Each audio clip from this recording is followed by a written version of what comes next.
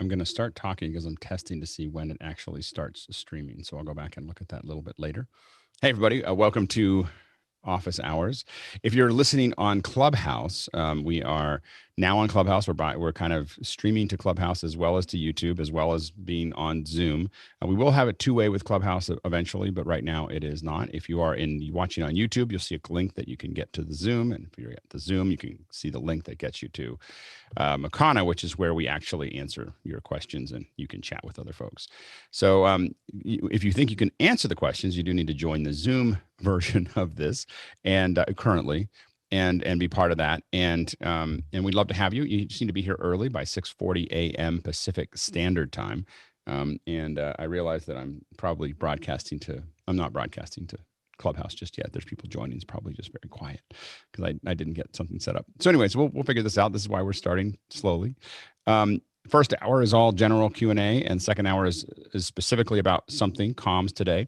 And so if you have questions about comms, make sure to tag it as second hour. Bill, let's go ahead and jump into the questions. First one comes from Doug Ferguson of Fort Wayne and a panelist here. I have a Zoom room with 3 screens. In my webinar, I had 1 spotlight. When I went to pin a panelist, I only had 1 spot available and the other 2 were not available because of the spotlight. This doesn't seem right. Am I getting it correct? Go ahead, Guy. Tucker, go ahead. I can't tell what's going on because we just spotlit. No, I can't tell what's. Yeah, I think Guy is sharing his screen. Doug is sharing. Oh no, Doug is sharing his screen. That's right. Yeah, so this is a screenshot of my iPad. So my Zoom room has 3 screens to it. In my webinar, I had 1 person or my TriCaster output spotlit. I think it's a bug or something because when I go to pin different people to the other screens, it shows 2 spotlights. And I wanted to know if this is a bug or if this is by design or what. Go ahead, Chris. Yeah, interesting, Doug. I'm just now noticing it also says not available at the top of those icons. But basically what we're saying is that what we're postulating is that a Zoom room behaves differently in a Zoom webinar versus in a Zoom meeting. Perhaps if we, is that Zoom room a co-host? Because in a webinar, you can't just randomly share your screen. I don't know. It was a panelist, not a co-host. I tried making it a co-host. See if it behaves differently. Mickey, you want to go ahead? Alex seems to be. I can't see anything. Now I'm afraid. The problem is, here's the issue is I'm afraid to go back to gallery. Okay, I guess I'm now just a panelist. Okay, because I'm afraid to go back to gallery. Now, yeah. So the issue is that now I'm afraid to go back to gallery because I'm afraid I'm going to screw up other people's view, and I can't see anything when you spotlight. So I'm totally blinded every time you spotlight. Yeah, you can. You're not the co-host. You can freely switch as really as annoying. You please. I've not been so annoyed with something in Zoom for a long time. Bad, all right. Anyway, so go ahead, Mickey. Yeah, Chris will put up a good point. Only co-host and host could spotlight. But also, I'm curious as well, Doug, how many participants were in the meeting, or in the webinar rather? Participant-wise, there was panelists. Panelist-wise, I would say maybe 10 to 12. Okay, because I don't believe you can spotlight unless there are more than 3 people, if I'm correct. It's in one of Zoom's articles, knowledge-based articles, but definitely the co-host thing would probably help out. Cool. By the way, if you're listening in, you can now hear it inside of Clubhouse. I just want to apologize to the folks in Clubhouse. I turned the Clubhouse on. I was all excited, and then I realized I hadn't logged into Zoom on the computer that's passing it to Clubhouse. But now you should be able to hear us fine. Anyway, let's go jump to the next question. Moving on to one from TJ Asher here on the panel from Minneapolis, Minnesota. And TJ asks, it seems possible that the Focusrite Scarlett is popular because of the combo line and XLR inputs. Is there another option with similar inputs that's better for the same price or close to it?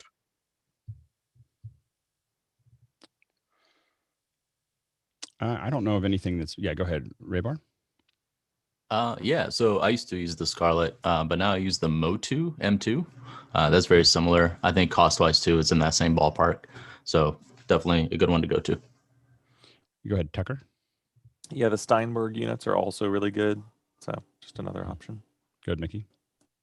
Yeah, I think a lot of more affordable interfaces are switching to those combo jacks just because at the end of the day it ends up cheaper in terms of manufacturing instead of having them having to put two different connectors in there. So just look around Sweetwater and you'll find loads of them that use it. I would recommend the Motu over the Scarlett. I think I've said it in the past that there's no single piece of equipment that's cost me so much time as the Scarlett. So anyway, next question. Moving on to Ari, block of Tel Aviv, Israel. And Ari asks, what is the best practice to put 400 to 500 people in 100 Zoom breakout rooms in a controlled manner? Every room needs a designated moderator. Some attending systems are not to be placed in rooms and so forth. Should he use Zoom OSC? And if so, how, or something else? Mickey just goes straight to Grant. I didn't even. It's like, what would Grant say? Like, wait, we threw the ball. That's one of those you throw it to the receiver before they even turned around. WWGS. What would Grant say? Yeah, go ahead. Yeah. Okay. So, so 100 breakout rooms, and with moderators in each room. Did it say how many attendees? Sorry, I haven't got the list. Yeah, 400 to 500. It seems like really small rooms to be moderated because it means that you're going to have 4 or 5 people per room. Well, that's a really common size that we do on our larger events. But do you have a moderator for each room? No, and in order to do that, it's only just Zoom has just. I'm not sure it's for everyone, but they moved from a maximum of 50 breakout rooms to 100 breakout rooms, and so. But for a long time, we would still generally keep it around the 50 breakout rooms. And so we're talking sort of 300-400 people in each room, which is why on one event we had 140 Zoom meetings that were happening to then be able to break out all of those. And so there is a challenge. You can do pre-allocation, but you can only do up to 200 attendees in that pre-allocation. So the import of a CSV file, you can do before the meeting, and actually they've added it where you can do it during a meeting now. But as far as you could randomize it and then manually allocate all those moderators, that's pretty tricky with 100 people. So there's a few challenges there. Yeah, we have done it across multiple meetings, and then allowing people to choose their own room, and that can work really well too. So yeah, it is a challenge though. Go ahead, Chris. I was gonna ask Grant while we were on this topic, is it true, or is there a bypass to being able to initiate the CSV command more than once? Because we've found that you could do it once if it actually works, but you can't do it again. You can't say, okay, let's go to another breakout. Yeah. Is that true? No. Yeah. And that's what I haven't tested. I caught it in the changelog at one point about them being able to do it after a meeting had started, but I haven't played around with redoing it. I don't think it's designed to do it that way. Do you think Zoom OSC could help doing something like that? Yeah, maybe, but then they've got challenges with breakout rooms. I think Tucker may know more. Our group went from what is Zoom OSC to the answer to everything is, do you think we could do this in Zoom OSC? I don't know. I'm just grasping at straws here. I was thinking of flying to Florida. Do you think we could do Zoom OSC? I think we can make it work. Go ahead, Tucker. Unless it was added last night at 10, which I haven't read the changelog yet, or 11. I haven't checked the changelog yet. Zoom OSC does not do anything with breakouts yet.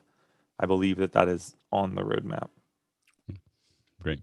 By the way, we don't have enough questions to get through 2 hours. So if this is a great time. If you've got questions, you're trying to figure some stuff out, this is a great time. We've got a great panel, great answers await. your questions. So ask those questions now, and we'll keep going. Go ahead, Bill. David Brady in New York is up next, and David asks, using an ATEM Mini Pro, is there a way to get both ISO recordings and webcam feed out via a USB-C hub, or any other creative ways to give the best of both worlds? You can see the head shaking. The best way to do it is to take the HDMI out, and the HDMI out of your ATEM Mini, and go into a web presenter or go into something else that can digitize it at 1080p and put it back in as a webcam. But if you're recording ISOs with the ATEM Mini, that USB-C is saturated. Go ahead, Jason. There's no scenario where it's not cheaper to get another ATEM Mini just to do that. Or 4 in my case. Go ahead, Roscoe. Well, one creative way is to take a streaming bridge and run it out to a video assist or some recording Look device. at the cost. It's the same. Yeah, if your streaming bridge, to Jason's point, you can use a streaming bridge, but you can also use a switcher, and that's why I keep on adding them to the process. Go ahead, Victor. But the streaming bridge would be simpler for what you're doing. For what Roscoe's thing, it would be simpler just to add a streaming bridge and just have it pop out. Go ahead, Victor. In the ISO, I just use the studio recorder as my out, so that I can then, record the ISOs on the thing. So it's a workaround, but it works. I do think as we get warmed up for the meeting, the announcement tomorrow, I think solving some of these issues could very well be part of what is part of the announcement tomorrow, is having 2 USB-Cs or 2 HDMIs or both. Like for instance, if they, for $1,000, I've been, of course, thinking about it. We all are thinking about the thing is 2 USBs, 2 USB-Cs, 2 HDMIs, XLR, inputs, like little mini XLR inputs, and the ability to do 4K, and we're done. Like that will take over the entire world. Anyway, go ahead, Courtney. Another possible solution is a little bit more expensive than another ATEM would be to use the Blackmagic Video Assist 4.5 inch, the small one, because that will function as a webcam, and that you can use that as your computer interface. It'll also record, and it'll also give you meters on your output if you take the output of your first ATEM into the Video Assist. So you have metering, you have local recording of your program out, and you have a monitor on your output. So triple That's threat. Great. Yeah, great. By the way, if they add all those things, they should call it the Mini Max. Anyway, The next Maximin, sure. Yeah. Oh, go ahead, Roscoe, real quick. I was going to say, how do you pick up the multi-view then? Because I consider multi-view is critical. Well, if you have the Pro, you can come out of the HDMI out and leave it in multi-view, and you'll see it on the Video Assist. The HDMI out is the multi-view on a Mini. Yeah, that's been my problem with the ISO, is that I lost multi-view. In order for me to do what I want to do, which is record the ISOs and then go out, I just can't use multi-view, which is a real shame. Yep. It's a work in progress. We're going to look back at it and just go, remember when we only had one HDMI out of our minis? Like, I think that within a year they're going to fix this, and we're just going to remember when, but this is one of those, I used to have to go to school in the snow backwards 20 miles. It'll be like, I used to have a Mini that only had one HDMI, not 6. All right. Or tomorrow. Could be tomorrow. Yeah, exactly. Next question. Alan Tweed, of Afton, Tennessee. Setting up a new home studio. I have an ATEM Mini, OBS on Windows 10, A6600, a Blue Yeti. I've connected an iPad to the ATEM with the HDMI adapter, but haven't found a way to share my Pixel 3a screen. I've tried Chromecast, but the copy protection kicks in. Any ideas? Go ahead, Grant. Yeah, we've spoken about it a few times, but there's some cheap devices around, particularly for HDMI. I've used like a splitter, HDMI splitter, so 1 in, 2 out, and it strips the copy protection. So I think lots of them do, and because of the way that it works, in order to do that, the multiple out, it handles it. And so it's just a really easy way of getting a Chromecast in, and you'll be able to put anything on it then. Some of the devices that you can buy on Amazon will strip the copy protection. All of the devices on Alibaba will strip the copy protection. That's been our experience. Jason? No, I'll defer. That's good enough. All right, next question. Kevin N. Murphy of Palm Desert, California is up with what MixPre plugins are people using and in what context? Noise assist. I mean, that's the one I'm using. There is Mix Assist, which is essentially, I mean, it's pretty close to Dugan Auto Mix, so so there's Mix Assist and Noise Assist. Are there, I guess there's a music plugin as well that I haven't needed. But I'm not using the Mix Assist because it's just not how I use those mixers. But I definitely think it'd be useful. But the Noise Assist, I think, is by far what most of us who are using a plugin are using. Anybody else? I don't know of any other ones other than those three. Go ahead, Mickey.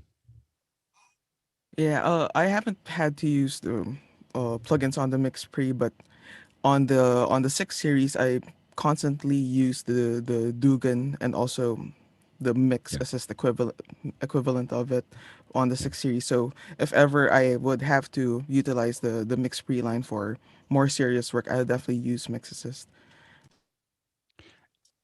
Yeah, it's if you're doing roundtable discussions, the Dugan Auto Mix is kind of magical. You can definitely do it in post, but if you're doing it live, it being able to kind of push the all the volumes down except for the person talking and doing it intelligently and softly without a gate is super powerful. Like, you don't know what you're missing. That's all I gotta say. If you're not doing that, go ahead. Next question.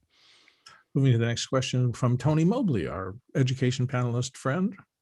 I'm amazed that there is no delay from Zoom and Clubhouse. Was that intentional? It's not intentional. It just happens to be the Clubhouse is super low latency because they have to do the show. You have to have the same low latency interaction in Clubhouse as you would have because everyone's talking on it normally. I mean, we're broadcasting to it, but everyone's talking on it. Yeah. So Clubhouse will be the same. I mean, it's not probably zero latency, but it's probably less than 100 milliseconds. Go ahead, Grant, and then Jeffrey. Of course, it depends where you are in the world because Zoom is getting to Alex first and then streaming into Clubhouse, and so it's not in sync. It's not in sync for me. It's a fair way out, but so it's just how it works. And if you're listening in Clubhouse, we are going to eventually have this as a two-way conversation with Clubhouse. Right now, we're just trying to make it work. So we're figuring it all out. But by next week, we should be able to have you be able to interact with us over Clubhouse.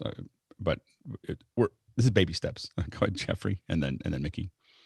So what was interesting is the last 15 minutes I've been monitoring Clubhouse and of course being in the panel, and the first thing that happened was Bill's voice when he was asking the question came before on Clubhouse, then it came on Zoom, so I was hearing it over here, then over here, and then of course other people came in. It kept coming before and then after, but it slightly phased into, and there was a whole point where it was just right on target. It sounded like left and right channel. That's very interesting. Mickey? Yeah, I have a similar experience to Grant, wherein I'm hearing Zoom maybe 150 to 100 milliseconds earlier than Clubhouse. Yeah.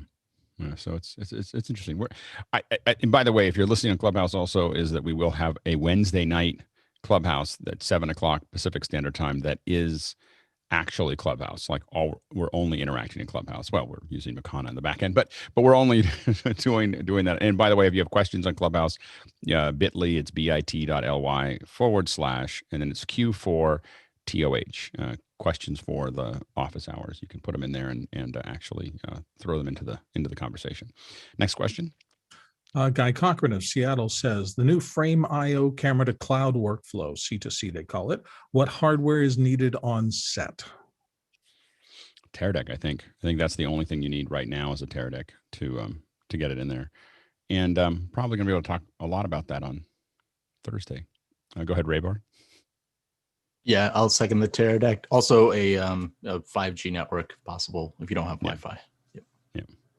So I think I think those are the things. I think, of course, they're building an API, so we'll be able to dig into that a little bit more. But it will be available in more hardware in the future. But I think that the tear deck is the one that they partnered with first. Go ahead, Sky.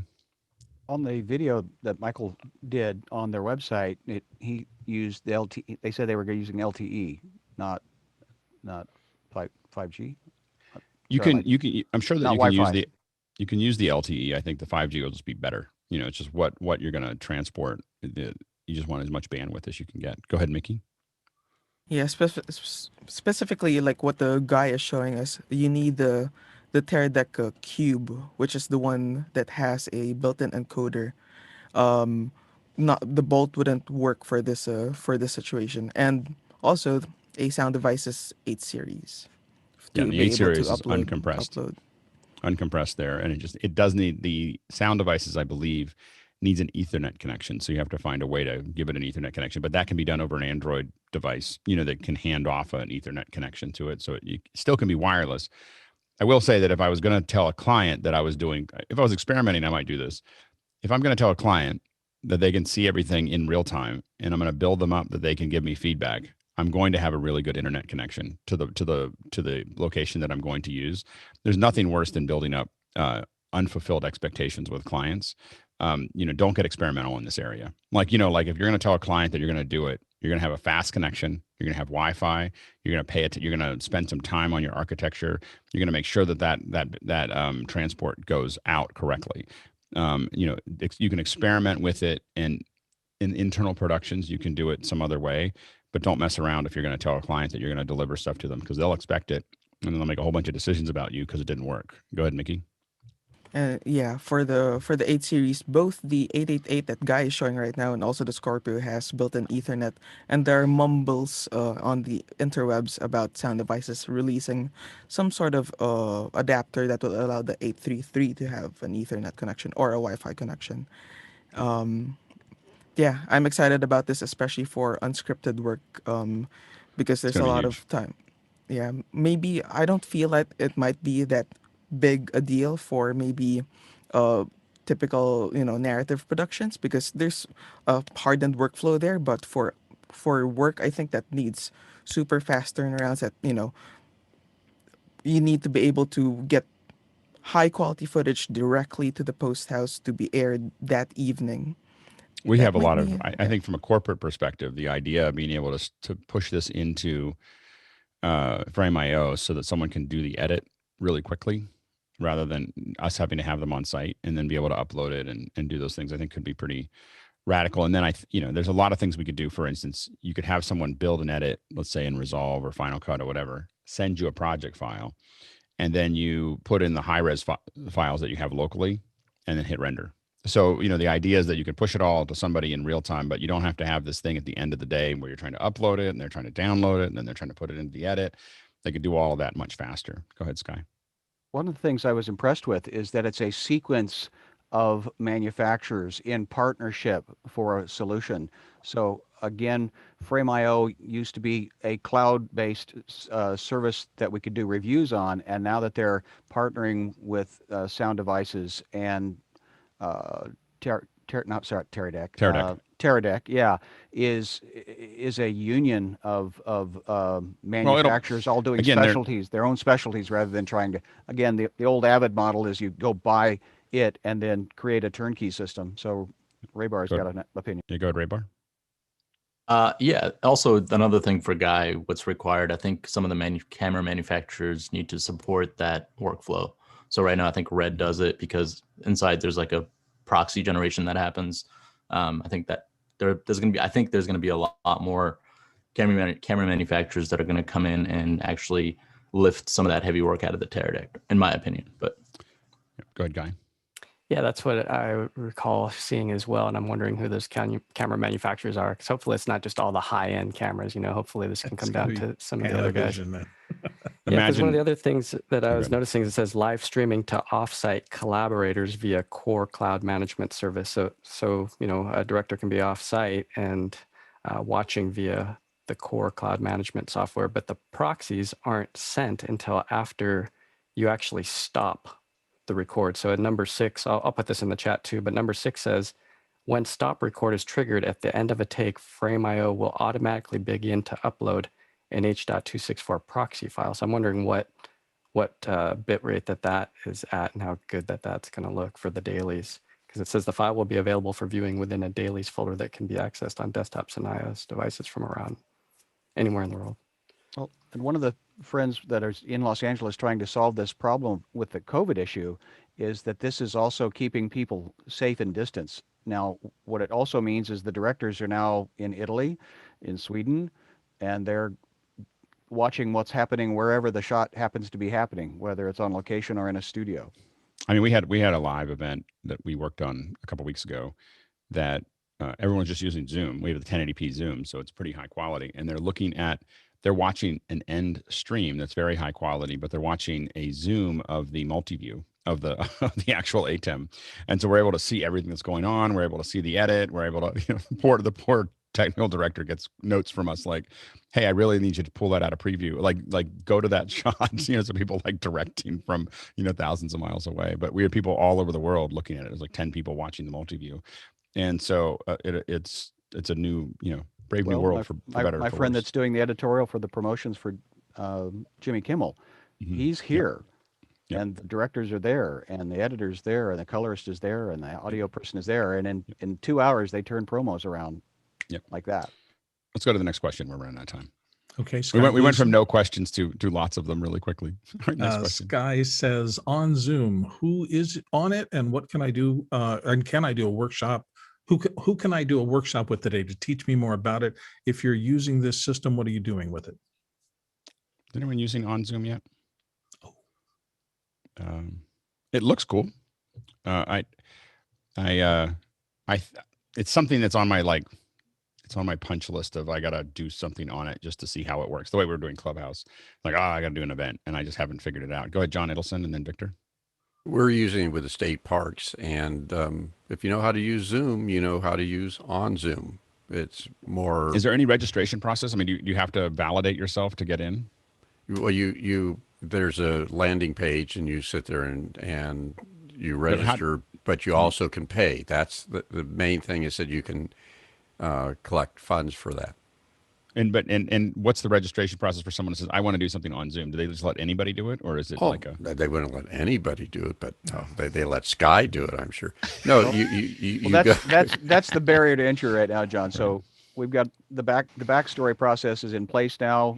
We've got the LLC, we've got the credit card, we've got the bank, we've got the. So now, let's play this afternoon, John. Yeah, it's if you notice, it says it's beta, and you do have to apply. But the state parks were one of the early people in the beta project. Nice. It's great fun. You must know somebody there. Get in early on the beta project. Go ahead, Victor.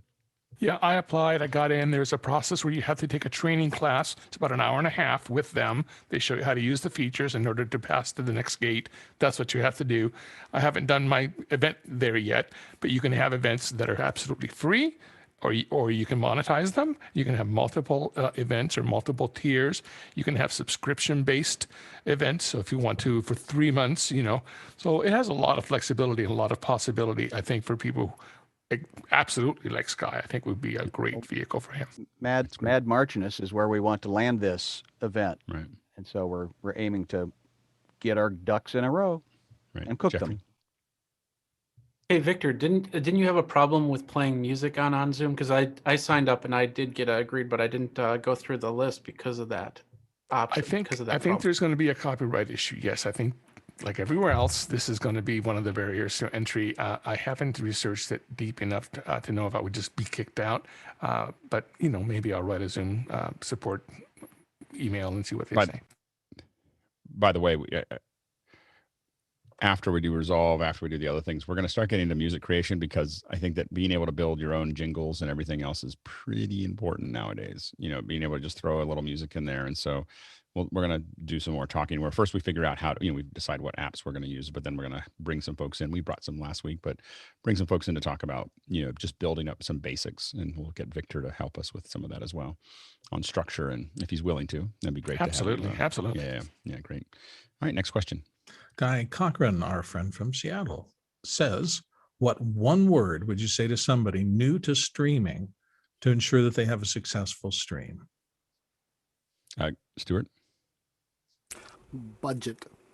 Start with making sure you've got a budget to hire somebody like a panelist, or like the attendees here, or like the people who have been religiously watching the YouTube to upskill and make sure you're hiring somebody with the skills to take care of it for you while you take care of making sure the content is up to standard. Go ahead, Grant, and then John. Interaction. If there's no interaction, then just put it on YouTube. Yeah, go ahead. It's so important. Like I always say that there's three reasons to go live. It's breaking news, sports, or interaction. So if you're not doing breaking news or sports, you got to have interaction. Go ahead, John. 2 words: office hours. Go ahead, Bill, and then Doug. Practice. Yeah, Doug. Bill, you took my word. Go ahead, Jason. Sorry, Doug. I'd say it's a dead heat between engage and relax. Yeah. I was trying to think about it. I would say in my head, it's always redundancy, make sure you have backups. But when you're getting started, I do think that interaction is the most important thing, because you can start, you can have it not work all the time. You can have a lot of you can get a lot of room for error. If you're interacting with the audience, if they're part of your community. I mean, that's what works here. Is we have things that kind of work and sometimes they don't work, and we figure it all out. But because we're building, so I guess here's what I'll say is I'll go past interaction and just say community. You're live streaming to build a community. That's the thing that I would probably, that's what you want to do out of a live stream. That's the outcome that you want to have. Next question. Leland Mosley of Chicago says, looking for a $1,000 kind of idiot-proof stream kit to send out to staff. So the kits that we build, I think I would go pretty far. As far as that goes, I think that if they're just streaming a single camera, I would say a Brio, maybe a Huddle Cam. 2 Nanlite LumaPad 25s with stands, a auto earpiece, a Pile headset, to make sure that they sound okay. Those are some of the basics, and then you can build up from there. But that, along with a laptop or a PC. By the way, Courtney, I ordered it. It's coming on Thursday, so we're gonna try the little the B PC. But those could be that would get you really farther than 95% of everybody we see on Zoom. Stuart? Just concerned with the word there, idiot stream kit, because it's trying to say that, send out something that somebody can't make mistakes with. We send the kit out that I just described. I would suggest, but to that idiot point, to somebody who can't do the technical stuff, it's probably better to send some lights and teach them how to use their phone properly and a mic that plugs into the phone, just to simplify it right down to the lowest technical standard that they can achieve. The problem is you just can't get, like, all I'll say is that we send those kits out like 40 on average, 40 to 50 a month to people who are very, very untechnical, and they're able to put them together. It's why I didn't say ATEM Mini or cameras or whatever, but plugging in a webcam and plugging in some lights and putting on a headset. There's a little bit of work to it, but it's not, but that's like $400 or $500 or $500 or $600. And then you can add to it if you want to make it a little bit better. But what we find is that just the straight USB stuff is pretty straightforward. What I can't believe that someone hasn't built is a headset mic with an earpiece that just terminates in a USB. like if you just plug that in with a single wire that goes up, like the DPA is made, with a single, 2 over the ear with an earpiece that goes in and a that just terminates in a USB, they'd sell as many as they could make. Because that's the number one complexity is getting that sorted out. Everything else has been pretty straightforward. Next question. James Babbitt in San Diego says, for a regular Zoom meeting, when you enable a personal collaboration device in the Zoom settings, does it up-level the resolution for the meeting? I think so. I'm not sure if personal collaboration means a portal or I think it would. Go ahead, Guy. Yeah, it actually has to come into the meeting. Just because you have one doesn't mean your account in every meeting that you subsequently schedule or make. It doesn't do that. That would be cool, but it doesn't do that. It just only upon entering. Yep. Next question. Comes from Dirk Brewer in Guatemala, and he asks, I've seen that cameramen use a rig that loads and keeps stable. the camera in front of them. Could you illustrate the best types and how they're attached to the body so that it is not uncomfortable? So attached to the body kind of says Steadicam shoulder Go rig. ahead, Stuart.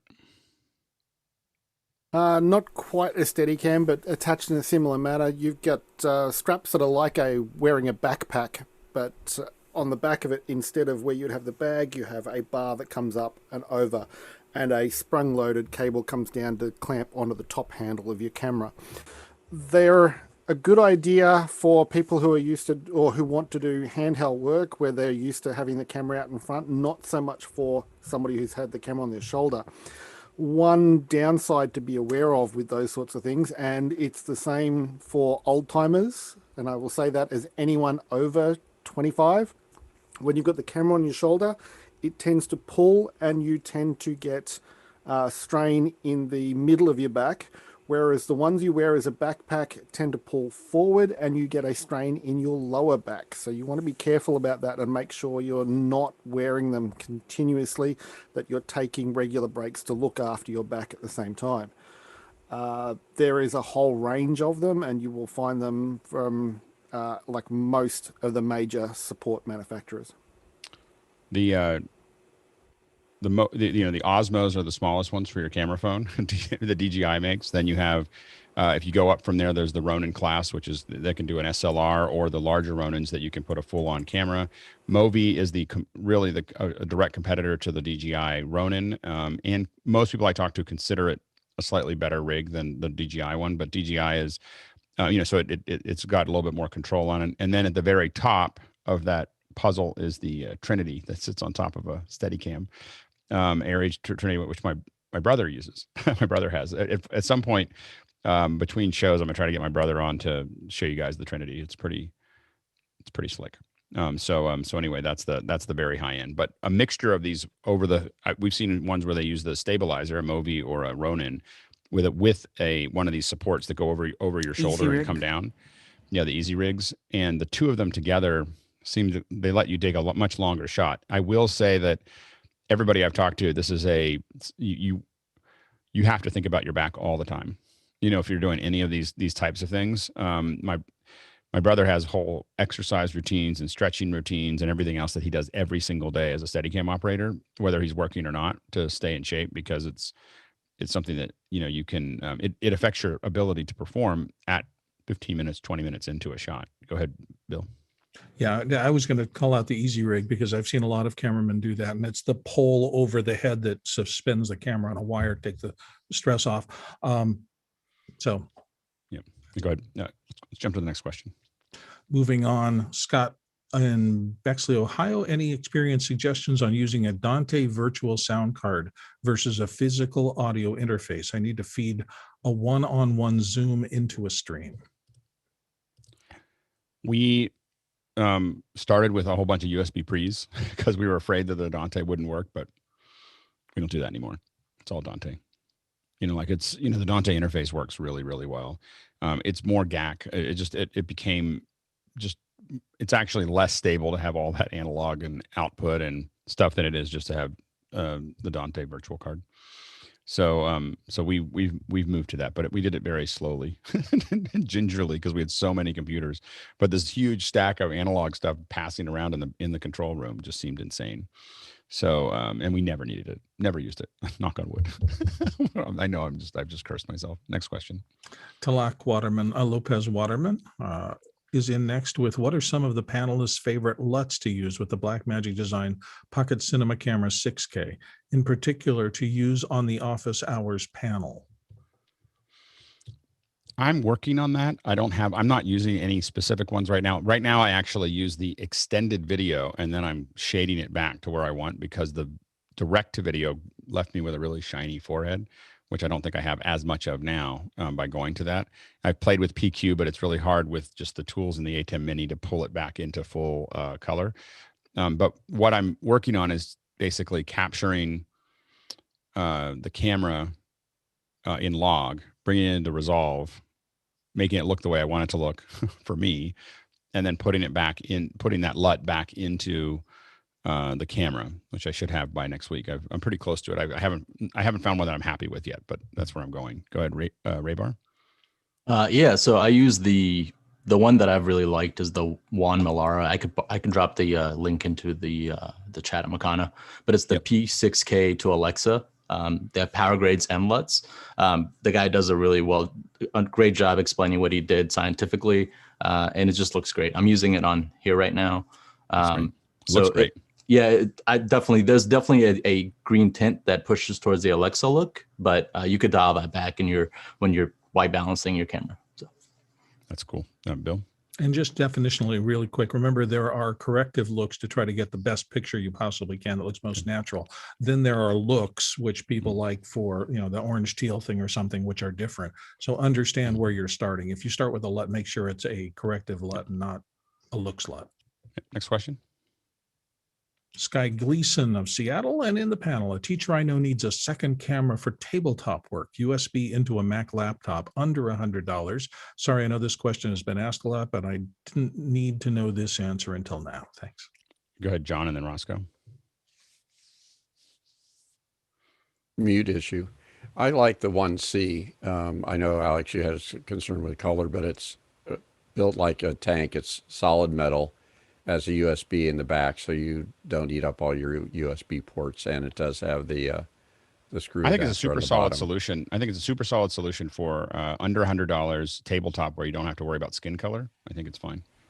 You totally work out. I mean, you're not trying to intercut it with something else. Go ahead, Roscoe. And you could get the adjustment software and get the color working on it. Yeah, I mean, obviously, then I would the Logitech 920 is a great solution there too for when you can find it under $100. It used to be under $100 all the time. But they're back in supply again. Okay. Yeah, they have been. And then the other one is if because while you're teaching, you usually don't need your phone, and it comes with a pretty good battery. There's a free app called Iriun. It works for both Android and iPhones, and it allows it to be pulled right on in as a webcam. I will put the link in. It's free, so just try it out. I mean, I would generally use my phone most of the time if I could. But I think that I am working on one that is kind of a USB setup that I'm kind of playing with, but for the overhead I'm using a Huddle Cam. Go ahead, Guy. Yeah, I would say the little 1C is great. You just got to hold up a white piece of paper before you do anything, because what it does is it auto white balances right out the gate, and so with those color issues that you have, it can be easily solved just by holding up a white piece of paper. I would try to step up too if you can to a Brio. I mean, if you're going to drop 100, may as well drop the $99 more, because you can. Well, I was have too somebody embarrassed. zoom in. I was too embarrassed to say 35. Oh, stepping away, as you would say. Yeah, I mean, it's just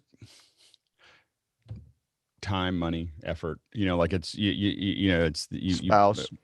I know, but we see a lot of people spend a little bit of money and then they spend a lot of time struggling. And they can't quite figure out why it's all broken, and they can't quite make it work. And so sometimes it's worth, doing a yard sale and getting enough money to buy a good webcam. That'll save you time. Save my marriage. Well, got it. Next question. Keenan Campbell of Princeton, Illinois says, how do you all monitor your audio setups for quality? Record and listen. I know there are video scopes, but what about scopes for audio quality?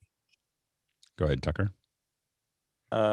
You get on Discord and you reach out to one of us, and we do just a little one-on-one session. And also in the after hours, there's always a check my setup section. Feel free to jump on the after hours and go through that. Having somebody else's ears on it really makes a huge difference. Usually in most of the check my setups that we get the WLM in there so that you can kind of see what the meters look like. And then you can ask someone in the main thing, hey, can someone jump in to check my setup? And then you go off. That's why we build the room, is so that you can say, hey, can someone come in and check it? And then a couple people jump in there and they can give you feedback. Go ahead, Jason, and then Mickey. And that's every day, twice a day. So there are, of course, audio scopes, and they're not really the right place to start. It's just straight away. Yes, you can check noise. Yes, you can check audio level. Yes, you can check for individual frequencies. But yeah, if Tucker's volunteering, take it. Yeah, go ahead, Mickey. And yeah, with regards to scopes, you can usually only tell if there's something like really wrong with your setup through scopes. But to check actual fidelity, like is your mic placement too far away? Are you getting too much room in your sound? That you can't really see that in a scope. it would be very difficult. So actual human ears would help. And as you mentioned in your question, record, listen to it. That would also work. Yeah, Tucker. Yeah, and for the record, Mickey is the one who built my chain. So. Yeah, and as a quick reminder for those of you listening to Clubhouse, if you have a question, you can actually go to bit.ly, that's bit.ly/Q4TOH. That's questions for the office hours.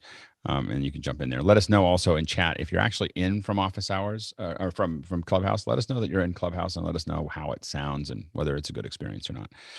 Let's go ahead and jump into the next question.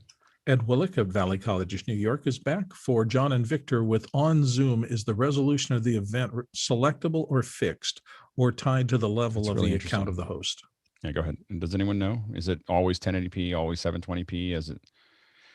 I would be really bummed if I ended up with a 640 by 360 stream for ONZOOM. Jason? Actually, I missed the ONZOOM part. Yeah, it's ONZOOM so is the question. Forget that. Yeah. So we don't know. We'll have to test it. I'll think about an event we can do. All right, next question. John Broman, no place given. What is the optimal distance to place my background? Note, he's from Grosse Pointe, Michigan. Hey, Grosse Pointe Blank. Grosse Pointe Blank is one of my favorite movies. I know that you probably hate hearing that, but I love that movie. Anyway, Too bad. It's a great movie.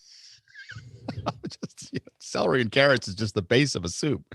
All right, so probably my most used quote ever. Anytime someone says, "I don't understand why it's not working yet," and you're like trying to build something up, and you're like, "Celery and carrots is just the base of a soup. You're gonna add chicken and other things. It's gonna be great." So anyway, it depends. Yeah, as Mickey says, it depends. Generally, it's so that it fills the screen. Like mine is actually a little too far back. Mine's about 4 feet behind me. It's too far back because I have to be framed the way I'm framed right now to keep it filling frame. So actually, one of my little projects this week is to move it forward just a little bit so that I can open up my camera and get a little wider on my shot. So I think that you do have to think about what you're filling out. And when you're trying to figure out what to buy, when mine's 7 feet wide and 6 feet high and 4 feet behind it is too far back. And that's about as big as a lazulite that I've seen of one of these ones that pops open. I really do like Lycra as opposed to cloth because it's much easier to keep it taut without a lot of wrinkles. Cloth is just like this constant thing that you're kind of working through. Go ahead, Jason, and then Tucker. I'm sure that there are hard, fast rules. Just understand that the closer it is, the more light you have to put on it, the more you have to pay attention to the aperture of the lens, and the more careful your key will have to be. And if you don't like any of those things, put it farther away. Go ahead, Tucker. I'm not trying to key this one right now, though it's not too difficult to do. This is a pop out, and it is about arm's length away from me behind. You can see my shadow back there just a little bit. So just not an optimal way to do it, just a point of reference of what this looks like. And then a light like the one I have behind me hides all the shadows. Go ahead, Mickey. Yeah, assuming John is indeed talking about like those backdrops like the lazulite, I would start off by setting the frame. Set the frame you want, and then move it as far back as you can with it still filling out the frame. Yep. And if say your frame is really wide, then you'll have to end up using a much larger backdrop. So I would start with the frame and then figure out the distance after that. Yeah, go ahead, Tucker. One thing you can do if your backdrop's not huge is move your camera back and tighten your focal. So just work your angles. Next question.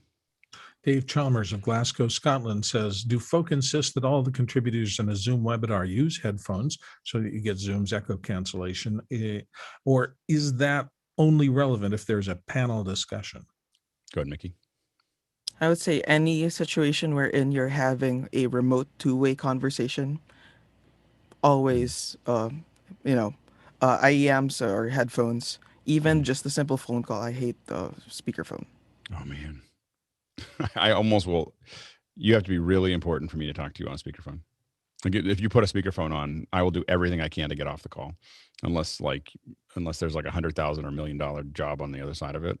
Like our conversation will be super short because I just hate them. Jason. I will take headphone isolation over just about anything, up to and maybe even including a microphone. Yeah, go ahead, John.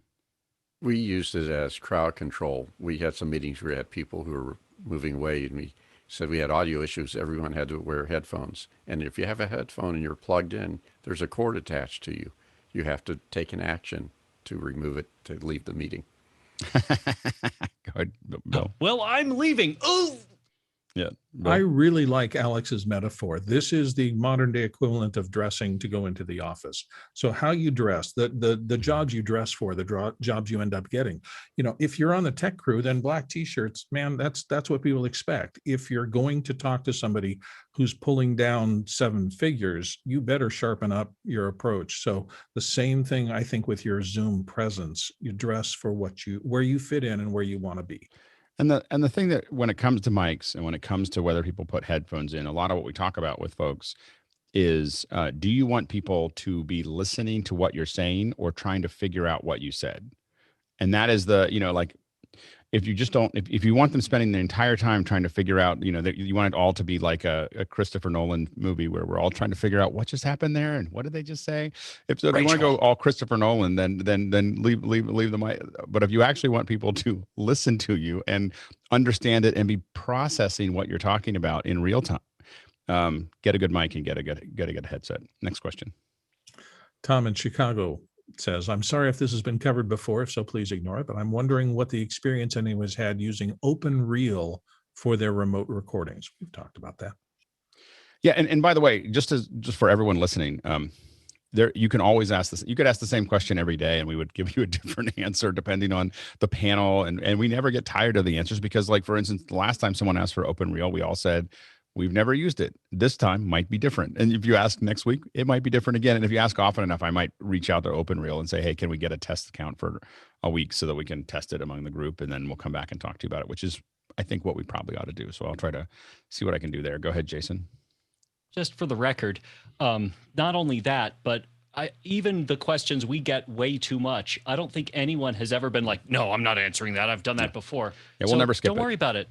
We might answer it quickly because we've answered it a bunch of times, but we'll never skip a question that has been, especially that's been voted on. Go ahead, Ray Bar.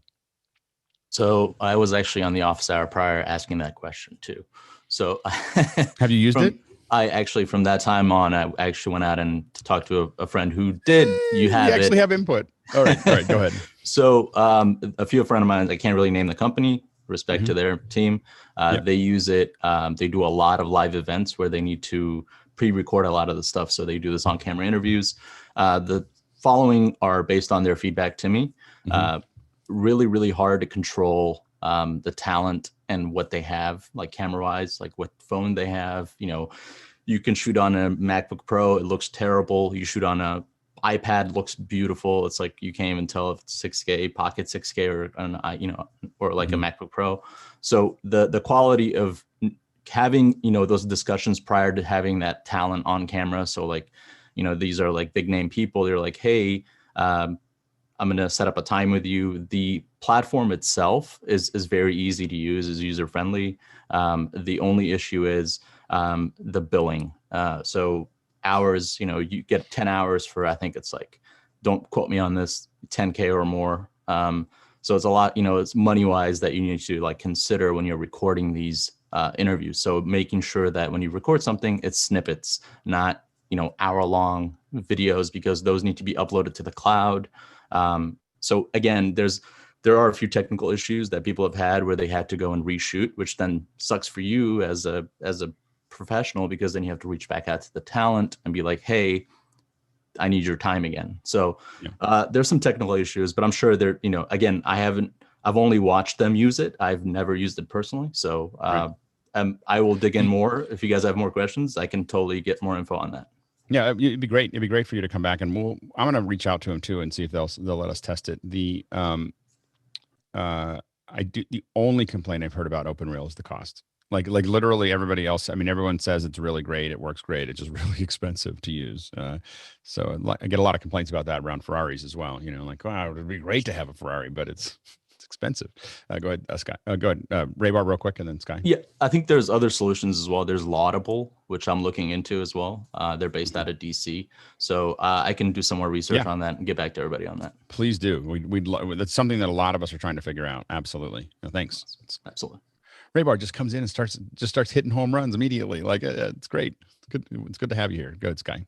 Coming up from the AAA league. So the opportunity though is it's going to put me out of business because I'm actually making money in post, putting PowerPoints in on top of something that was screen scraped like that. So I don't think it does. I think just all it means is that you're going to have better video. You're having better video. But but it's again because the video was horrible is why I'm bringing in the PowerPoint in post production. Yeah, consequently that was a horrible idea. That was a horrible idea when they did it. You're taking my food right out of my mouth, though. I mean, yeah, you are. All it means is you're going to have a more interactive edit that actually is worth watching instead of voiceover. Well, I'm not disagreeing with you, and I'm going to be put out of work, but. I'm just saying, but I'm saying that's not what's going to happen. Like that, what's going to happen is that more people will make better video. You'll get to edit an actual video and actually use the video, because what should be happening with those slides is you should be cutting back and forth all the time. Anytime they're not doing something with the slide, it should be on them. And anytime they're doing something with the slide, it should be on the slide. I mean, that doesn't mean that you don't use the slides. It just means that you should be going back and forth and picture in picture and split screens and all that stuff. It just gets more creative because you don't have one arm tied behind your back, which is the bad video. And so I think it actually would create more business for you than less business, because I think that they're going to, because they're not presenting over this platform. They're just getting the video part. So I think that's the possibility. We're running out of time. But to your point, you have to do that on the pre-production. And so your shoot is accurate versus doing it offsetting in post-production. So my point about the money being expensive is because you're taking your post-production money and you're putting it into the event. Maybe. There you go. Or just have more money. Because this is video, being able to communicate over video is the future. Like let's be clear that it's not going to be in person. It's going to be, I mean, we'll still do it. I'm not saying it's going away, that in person's going away, but it's going to be like bespoke. Like doing things in person will be bespoke. It will not be considered something you do normally. Like it's all going to be video. Like it's live video, recorded video, everything else. It just doesn't make any sense, like from a money perspective, to do it any other way. Next question. Sean in Boston, Massachusetts says, hi, any suggestions for a cheap, high quality and versatile mic for iOS devices and Mac Windows desktops? It can be wired or wireless, lavalier, or headset. Go ahead, Roscoe. Based on last week's Clubhouse mic check, the Polson going into a set of adapters into the Lightning adapter, what really did sound good. Mm-hmm. So I'll send the links up. Yep. Jason, real quick, and then we'll move on. At the risk of sounding sardonic, the actual Apple plug straight in that used to come with the iPhone is surprisingly good. Yep. Tucker and then Jeffrey, but like 10 seconds. If you do say something like it can be wired or wireless, then just forget the wireless part and stick with the wired. You're putting all your money into the element and the sound quality and not into the wireless transmission. Yep. Jeffrey. IK Multimedia makes a bunch of stuff for your phone, and this is the lavalier version, the iRig bike. You can get those on Amazon. Yep. iRig and Ceramonic are probably the two big players in that area. Next question. Jay Rosinski of Sheffield says, which technical challenge has been the most rewarding when overcome? For example, which job has made you want to high five everyone? For me, it's always a good flow between remote participants. Like just that it worked, like that it was clean, that there wasn't a lot of glitches. That's for me the most rewarding, is from a technical perspective, because usually that's a huge lift to get it to be something where everyone looked good, sounded good, we're able to interact with each other. That's, for me, that's the big thing. Go ahead, Tucker, and then Jason, and then we'll move on. I never wish for anything bad to happen, but whenever something happens that engages one of your backups functions, your alternative functions, and no one knows, that's whenever I'm the happiest. Go ahead, Jason. Tucker's answer was perfect. In in our company, there's this thing where someone will always say it. If something's going wrong badly, they'll go, "Do a good job, do a good job, do a good job." From Armageddon, when they're pulling apart the nuke on those asteroids. So someone in our company it'll always come up. You'll hear in the back, "Do a good job, do a good job." All right, next question. Michael Vosbein, Woodstock, Georgia. Has anyone tried Iriun's Webcam free software for bringing an iPhone into a Zoom meeting? It has its shortcomings, wireless and no independent camera control like with Filmic Pro, but it works. When I use the Apple branded HDMI adapter and a capture card method, I get latency and sync issues in Zoom. There's definitely a latency issue. I don't use the Filmic Pro app or any of the iPhone stuff when it's going to be unless they're all that way, but I use them for like showing you something on a desk, not showing me because of that. Go ahead, Jason. I'm a bit of a Puritan in this respect. I don't screw around with something when I find something that works. So for me, it's HDMI straight in or AirPlay if, in a pinch. That aside, I just haven't really played with these apps because it's been Sherlocked. It's part of iOS. Next question. Brian Stockton of Des Moines, Iowa says, Raybar, what lens are you currently using on your Blackmagic Pocket Cinema Camera 6K? Go Raybar. So I am actually using the Rokinon, I believe it's a 35. But just so you know, it's not just a lens. I'm actually also using a ProMist filter on the front because I have blemishes on my face and I kind of want to look pretty. So it's working. You look great. We saw somebody else with a ProMist filter the other day. I was like, I might have to get one just for fun, just to see how it looks. What ProMist filter are you using? I'm using the quarter warm. So the original touch up my appearance. Yes, it's very beautiful. The Oprah filter. Let's do it real quick and then we'll move on. Raybar, have you tried the Digicon instead of the ProMist? And yes, that lens is amazing. I've used it before too. For the dollars. I have not, but definitely going to look into it. Next question. James in Dublin, Ireland says, I'm viewing today on my iPhone using the iOS app. I just connect some Bluetooth headphones and the audio appears to have changed to a 1920s telephone line. Is that normal? Has anyone tested what the audio was like if connected via a dial-in phone line? I'll probably switch to YouTube today. Thanks as always. Go ahead, Jason, and move on. There are 500,000 ways that Bluetooth can pass audio. In this case, the iOS app made a mistake and you're getting, some weird variant. And that's it. That's just how it is. Next question. Ed Rubin in Oakland. Anyone have experience with the Social Live platform? And a link is there. I think as a group, we don't experiment probably as much as we should with a lot of the platforms. I think most of us are doing stuff in Zoom, so I haven't really. I don't use a lot of social media in general during events either. I use them a lot to promote the events, and then I just want people to focus on it once they're there. But that may be a very old thinking. I spent a lot of time working with social networks and just found that we didn't see as much return as a lot of people expected from a lot of that stuff. So I tend not to do as much of it. Next question. Roberto Barrow of Plymouth Meeting, Pennsylvania. 2 questions. Alex, you said GAC a couple of times the last few days. What does that mean? It's a technical term that usually means just a lot of messy cables, like just a lot of GAC. It's kind of a bigger term that just is like you just got a whole bunch of. If you just imagine a bunch of cables or a bunch of stuff all like wound up together in a big mess, that tends to be GAC. It's just unmanageable and hard to put together in any organized sort of way. Next question. Well, that was only one question. Eugene Palmer of Berkeley says, what is the preferred tool to screen share a phone camera running Filmic Pro into a Zoom rehearsal?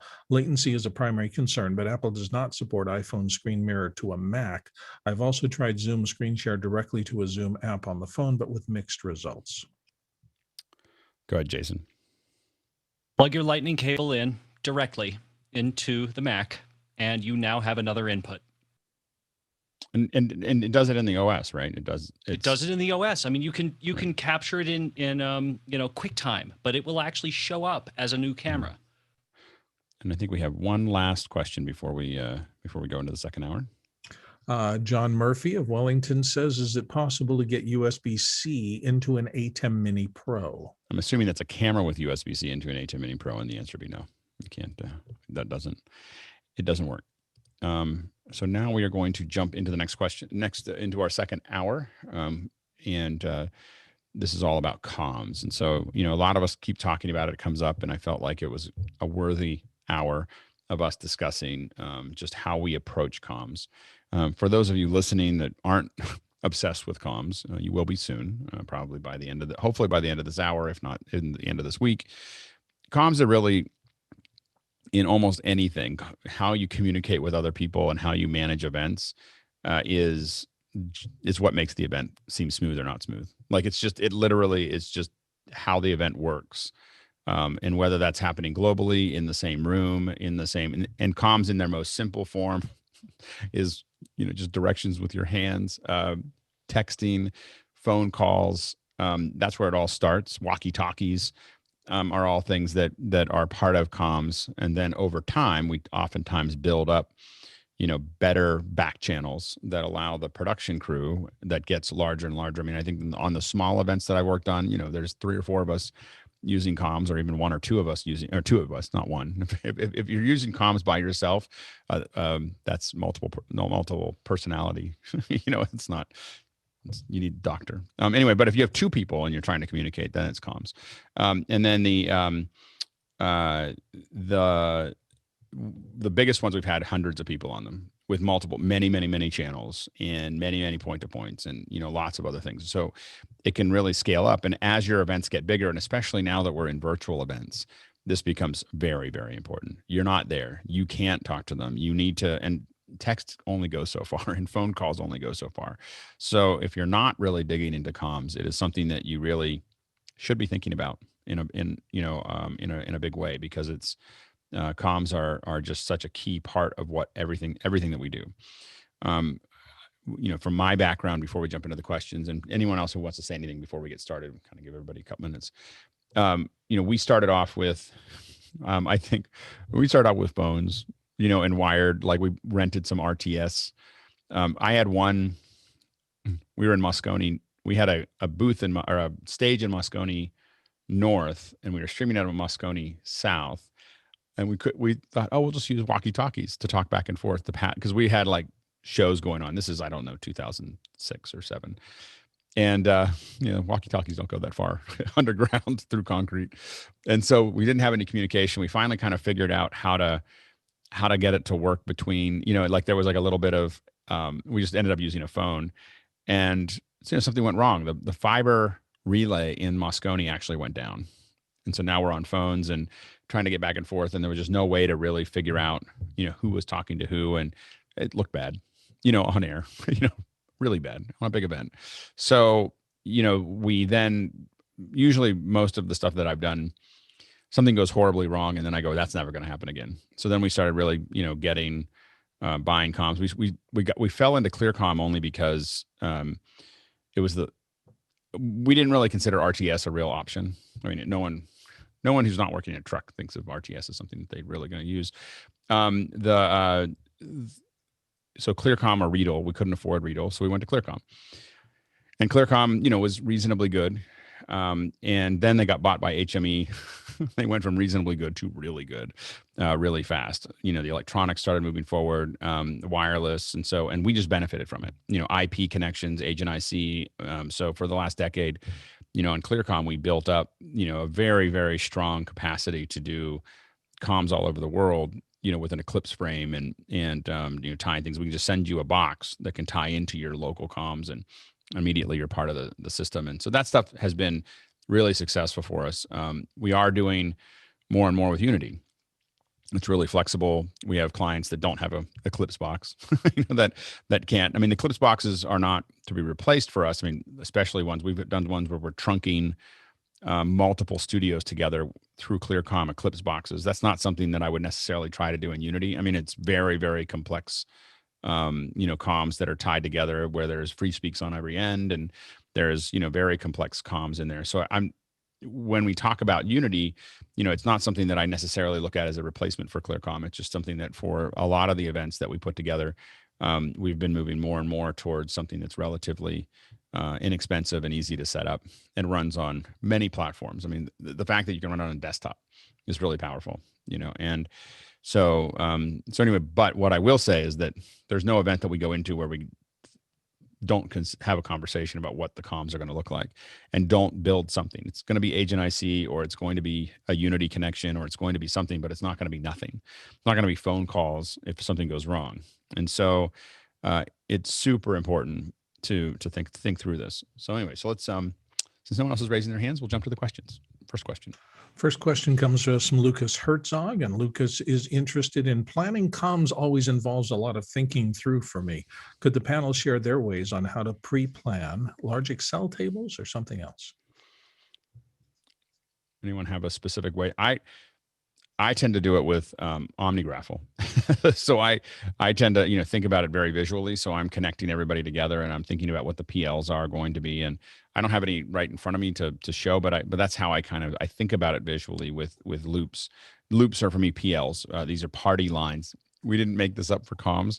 Party lines were the old phone lines. When the phone first came out, you're on party line 2, which meant that everybody in the rural area was on the same line, and you had to tell your neighbor to get off the phone so you could talk to the next, so that shared line just kept on moving forward. So figuring out what's on party line, which are shared like channels, and then who's going to get point to points and who do they need to talk to, and those kinds of things I think of visually, but it usually ends up in an Excel file or a Google Doc when I'm working with Tucker. Go ahead, Jason, and then Tucker. Yeah, +1 for OmniGraffle. It is absolutely worth what it costs. And, for the longest time, I was using the really elaborate, I'm going to chart it and I'm going to import, a tracing of the actual back. And Alex is like, just use boxes. It works really well. Yeah. Go ahead, Tucker. Yeah, I usually start comms is usually somewhat difficult to get someone to pay for. It can be difficult to convince them to pick it up for the first time. So the first thing I would usually start with for the first time. And after that, it's like, yep. So the way that I get through that typically is giving the client a way to talk to their team. And so there's usually a PL that's specific for client use. They can talk to their team, and that's it. And then there's typically a production channel, and that production channel is where show calling happens, period. I'm usually really, really strict on comms. So it's a matter of, here's the production channel, show calling only, no other conversation. This is cues only. The client gets to listen to that channel because that's how you get credit for your work. And then from there, you've got your teams broken down. So. Yeah, and definitely this is one of the advantages over having something like a phone bridge or something like that, is the ability to start slicing this up. Your team has its own channel. The client has their own channel. There's places where you can talk to the client through that, but you can decide who on your team is talking to the client as well, so that your producers and maybe your director have access to the client, but not everyone below the line is sitting there talking to them. They're not listening to the camera conversations, and et cetera, et cetera. Go ahead, Doug. Yeah, so I used our comms over the last 3 years really have grown, like as our company has grown. And what, like Jason and you have said, mapping it out visually of what the items, these are my actual boxes. And all right, who needs to talk to who? And so I just mapped it out. And now it's become this is the radius. Now it's like very complex. It looks scary, but it's really not when you look at each item. But yeah, and I've thanked this group and Tucker and Jeff Keithley and Brian Maddox. Like, I could not have done what I'm doing now without this group and the help of these guys.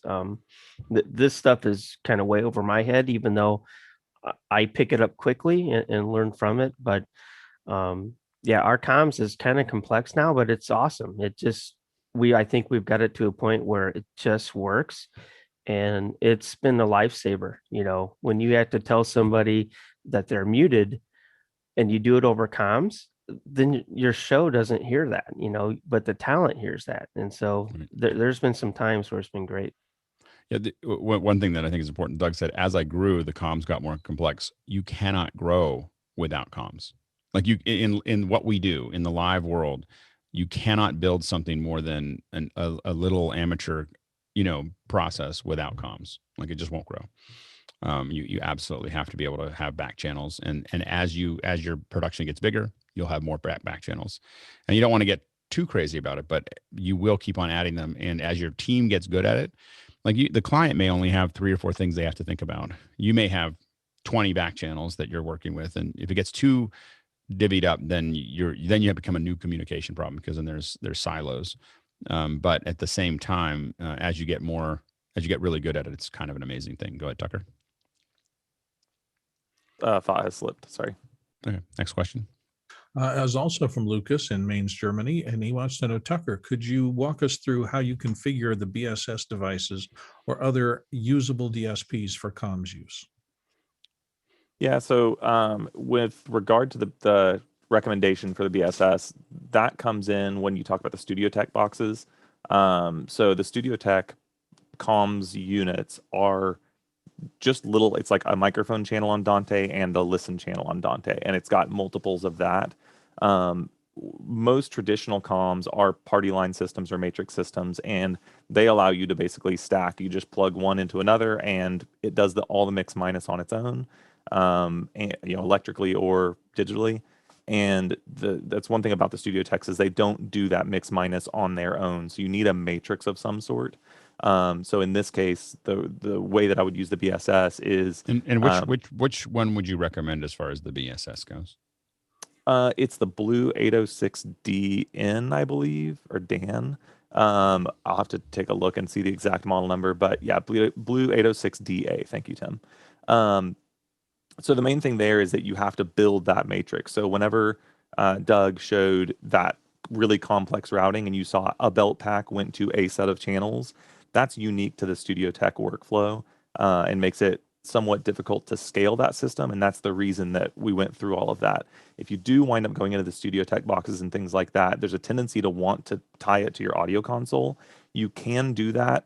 But one thing about comms is it is incredibly important to separate your comms from the rest of your production system.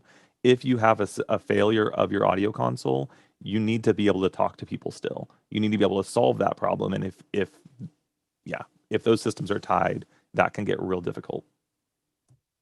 That's great. Next question.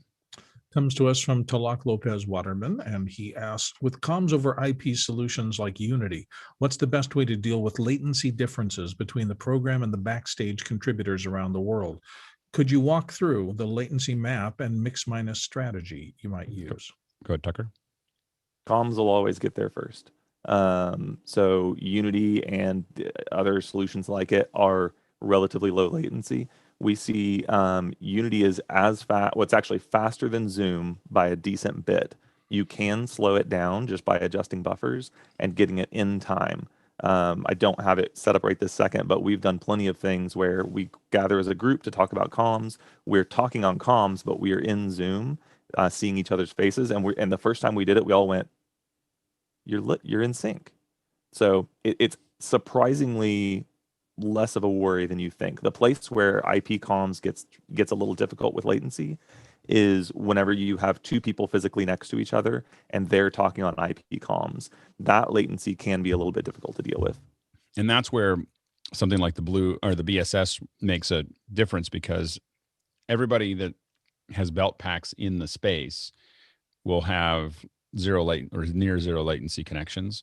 So they'll all hear each other in perfect, and they'll hear everything kind of working. Whereas the folks that are on, then you use that to tie it into people remotely, and then you don't notice it. Next question. Stuart Fairweather, panel and from Melbourne. We've mentioned comms via Discord. What are the known roadblocks there? Yeah, go ahead, Tucker. One of the big difficulties, there's some benefits and difficulties. The benefit is you can do persistent with chat. So that's actually, there is a huge value to having a chat system as part of your comms, because you can put a persistent message there. Hey, next up is this. And they don't have to remember it. They can reference that chat. So that's super valuable. And that's where Discord is very, very helpful.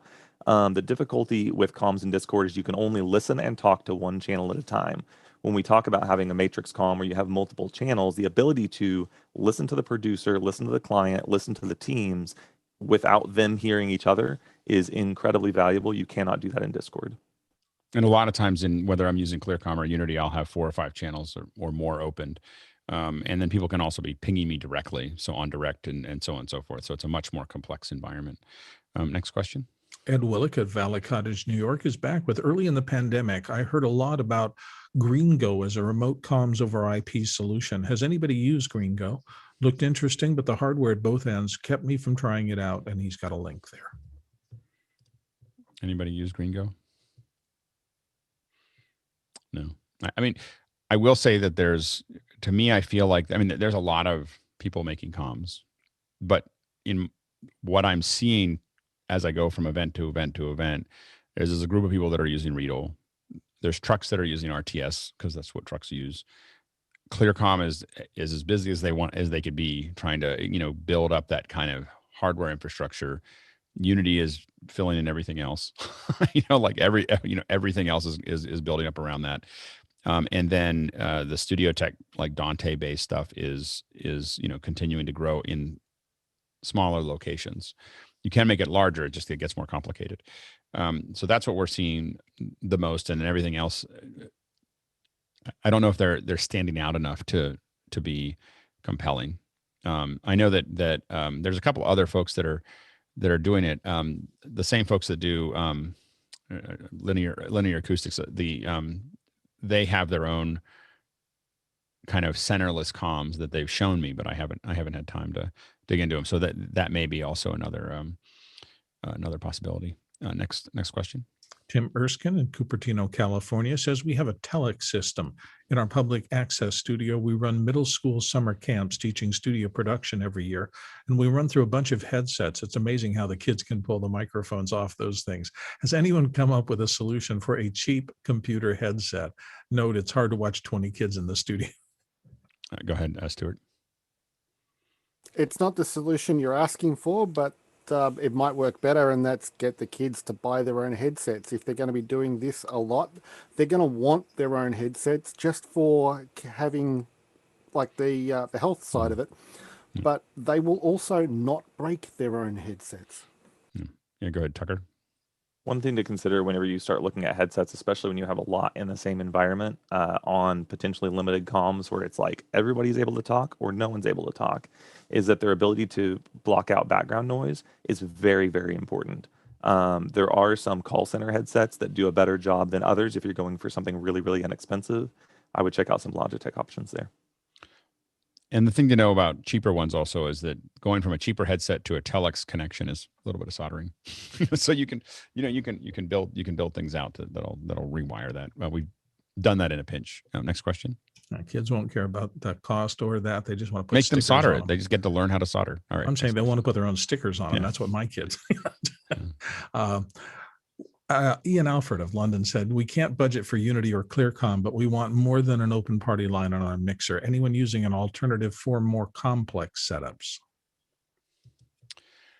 I mean, the thing that I guess I don't know, when you say you can't afford Unity, it seems like you can't afford anything at that point. I mean, you're really not, like, I don't know how you would, a little stuck there. I mean, technically you could, if you have enough outs on your mixer or enough ins on your mixer, if you have a big mixer and you don't have any other money, you can build mix minuses that let people just kind of talk to each other in the back end. It's super dangerous, but it saves you some money. Go ahead, Tucker. It depends on how much you value your time, because like Alex is saying, you can find the solution. I mean, you can use like TeamSpeak and some things that gamers use. You take the risks that they take, that they're willing to take, which is comms may stop. But yeah, Unity is not expensive. Yeah. I mean, that you're still before Unity, because Unity is so inexpensive compared to everything else that if you're not doing that, I would just stick with a phone line, like a call-in, phone. I don't know of anything else that would be, there are some Discord on a single channel, but as soon as you say, oh, I want to have a more refined experience, I want multiple channels, I want whatever, Unity's entry level. I don't know if there's anything else. I mean, you can get more channels using like Dante boxes, but that's assuming you have Dante. So that's the Studio Technologies boxes that you can start adding things to. But I don't think there's a lot of good solutions that aren't going to just be messy, really messy. Go ahead, Mickey. I have no experience with this, but I believe Jonas mentioned yesterday or a couple of days ago, Mumble. Yep. Mumble's another one that you could possibly use. So check that out as well. That's actually Jonas probably has a good suggestion of something to play with. We just haven't used it. Next question. And we may have just answered that. Patrick's shown us a little box, says, I know about Unity. What other options for IP-based comms are there that can work over the internet for multiple locations? Go ahead, Stuart. There's two that I can think of. The first is the BirdDog NDI converters. They do a comm system through those. You'd have to look up which one. I think it's one of the smaller ones. And I was actually reading stuff last week about High Vision doing a version of comms through the SRT connection that they use for their boxes. So there are some options out there. And I think Mumble might still be like a single. I don't know if it has a ton of channels. Maybe it does. Yeah, I guess it does. It'll be interesting to see like whether that makes sense or not. I'm kind of interested in it. It's a little bit, again, it'll be time versus money. Jonas is pretty technical, so it might be easier for him than most to set up. Go ahead, Tucker. There's one that Jeff Keithley talks about a bit, and I slipped my mind at the moment. What is the name of that one, Doug? VCOM. There you go. That is another option, and they're probably a step above Unity, and functionally they have some functions that not many other people have, so they can be a good option. Next question. Doug Johnson's looking for an informal panel poll. How many here are using Dante as part of their intercom systems? I mean, we use Dante in different ways. So as part of our intercom system, we absolutely use Dante. How we do all of our talkbacks to our individuals that are on a remote connection is we're taking their feeds and feeding them into using Dante. And then we're grabbing that from the mixer and then using Dante to send it back to them in their ear. So that routing is all happening in Dante to do the IFB talkbacks, for all of our remotes. So I should have noticed for the Clubhouse folks, that was about a 20% response out of the panel here. Yeah. So the Clubhouse folks were really good. Then it was silent. I have no idea what. Yeah. So we're still getting our head around it. By the way, if you have a question in Clubhouse, you can go bit.ly/Q4TOH, questions for the office hours. And so, so I think as part of our intercom system, we absolutely use it. And in some cases on our smaller kits, Dante with the Studio Technologies boxes is the intercom system. You can build it as a separate set of buses on an X32 and have like 4 or 5 packs really easily. And it works great. And, for little kits, it's the easiest way for us to set things up. Next question. Lucas Herzog of Mainz, Germany again. Since Omnigraphel seems to be Mac only, any suggestions on a Windows or Linux version in the browser version of that kind of program? Go ahead, Tucker. I use Lucidchart a lot, and it is fantastic. Very, very fast, very, very powerful, very easy to use. Go ahead, Jason. On the Windows side, Vizio, I believe, does charting pretty well. Yeah, Vizio is a pretty good one too. Lucidchart, though, I think most people I know that are on the PC side are using Lucidchart for a lot of those things. Next question. Dick Brewer of Guatemala says, which iOS app do you recommend to use at a virtual neighborhood meeting presentation via Zoom, where the board needs to have back channel communication without being heard by the audience? Discord or Slack or something for a lot of those, I would use text. Actually, if you're a board in front of people, go ahead, Tucker. I would argue that they should have that conversation in the open. Yeah. So here's the only thing I'll say about that is that there's a lot of housekeeping. It's not so much having a conversation about back channeling, but I think that there's a lot of housekeeping that it would be great to, as someone who does shows, I just wish they were tighter shows. Like I don't watch a lot of meetings because there's too much housekeeping done on, I just want things to keep moving. So being able to tell people that they're, I think that in the future, one of the things we're focused on constantly is how do we keep on increasing the velocity of the show. And I think that government needs to pay attention to that. Like I know that they want to be opened and everything else, but people don't listen to them because they're boring. And so they lose their ability to have the bully pulpit when they are boring, and so they have to get past that. They have to realize that they need to project like broadcast. Go ahead, Chris. They also don't listen to him because they don't trust him, but that's a different show. I would argue that politics. Understood. Clean show. I'm already off it. All You're right. still hanging. All right, go ahead. No, I would also say that you need to be super careful about having any conversation. Most people can't handle which mic am I on, which channel am I on, and I would just advise not to, for the fear that they would, say something wrong. Mm-hmm. Do that in a totally different meeting if you have to have something that has to be private. Yep. Next question. Moving to Ed Willock and Valley Cottage, New York. What does everyone carry for their personal comms headset? What style do you like? Lightweight, single muff, double muff, and so forth. Which connector also is on your headset? Go ahead, John. So I use my 12 phone, and then I have a Samsung induction charger, and I put it upside down, and then I run a wired headphone into the bottom of the phone, and that way I can see it. It's right in front of my face, and it stays charged the entire time. It works perfectly. The most advanced one I've seen, he's not here, but Brian Maddox version, he's got this low profile headset with with dual earpieces, and he pans people's comms and audio and everything else inside of his system. It's probably the most advanced one that I've seen. I tend to use ClearCom 5-pin double muff, like that. I don't really like listening to everything else. If I need more channels, I pretty quickly will put headphones underneath the double muffs. So I'll put the program in. It's a kind of a very Appalachian engineering approach to the process. And there are more complicated ones. So Studio Technologies makes announcer boxes that let you put a whole bunch of things in and then pot up which ones you're listening to and be able to talk to different ones in selects, which is kind of nice if you're mixing program with comms. Go ahead, Chris. I've gotten so used to doing shows just here from the house. I don't want to go back to a studio, but my preference is running Unity right through my same microphone and same headphones that I'm listening to you on. The comm just sounds so good in a nice pair of headphones, and I sound better, on a better mic. And I can't imagine going back to wearing a $100. Nothing like going into comms with a Neumann mic. Go ahead. Some people got to do it. Yeah, Jason, and then Bill, and then Doug.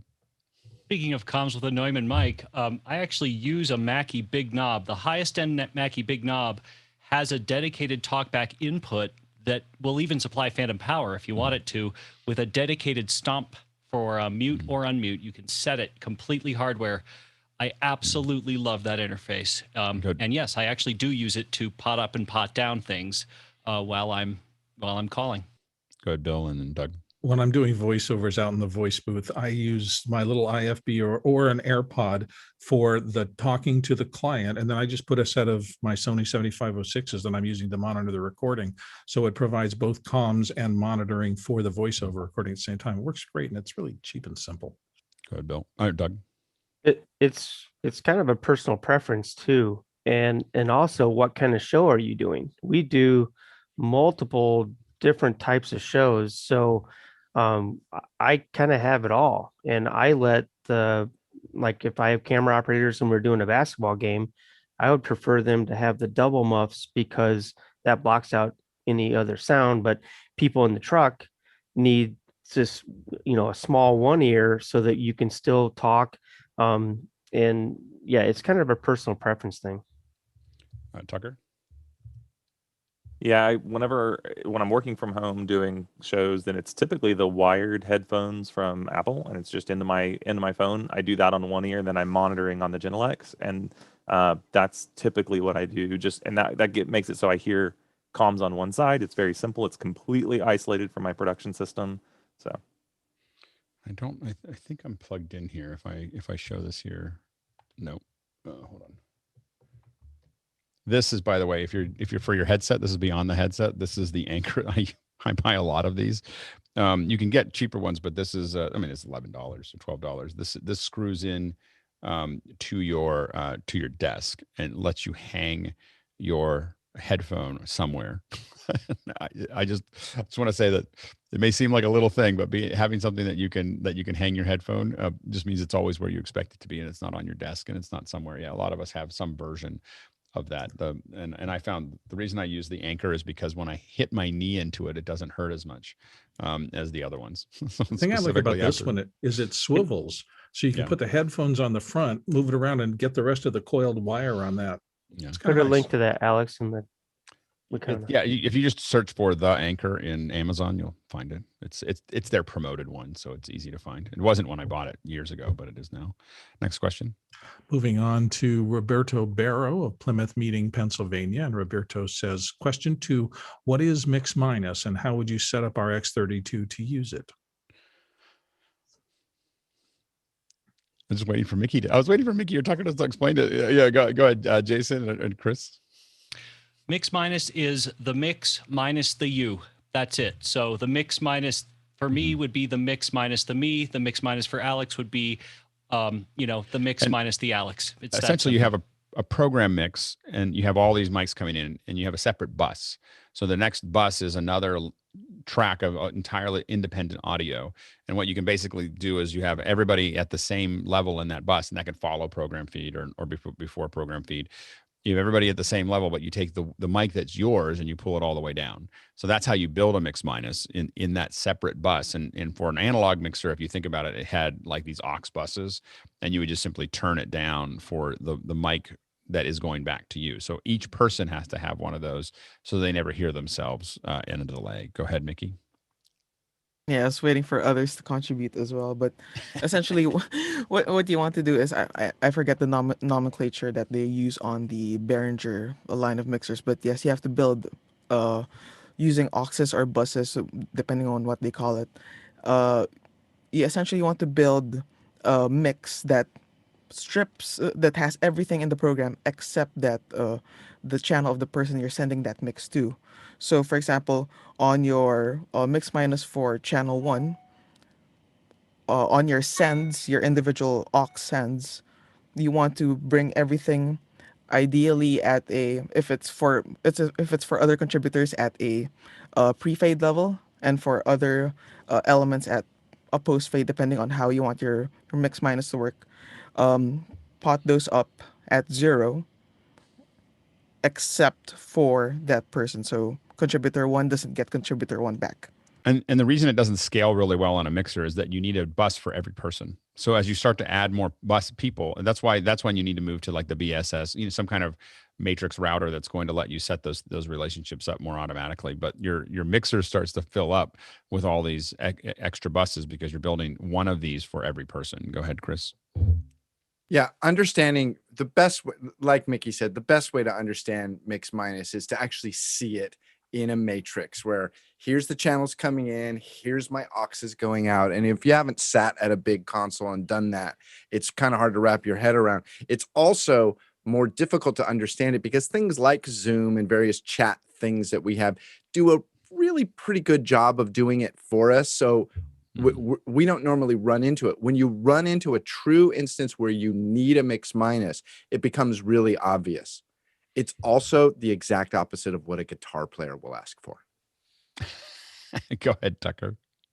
Yeah, the one thing about building a mix minus in the audio console also, as, with the whole keep it separate thing, is that you start tying your audio engineer's hands as far as his ability to use scenes and things like that. He's got to make sure that if there's an adjustment to the mix minus, he's got to do it everywhere in every scene.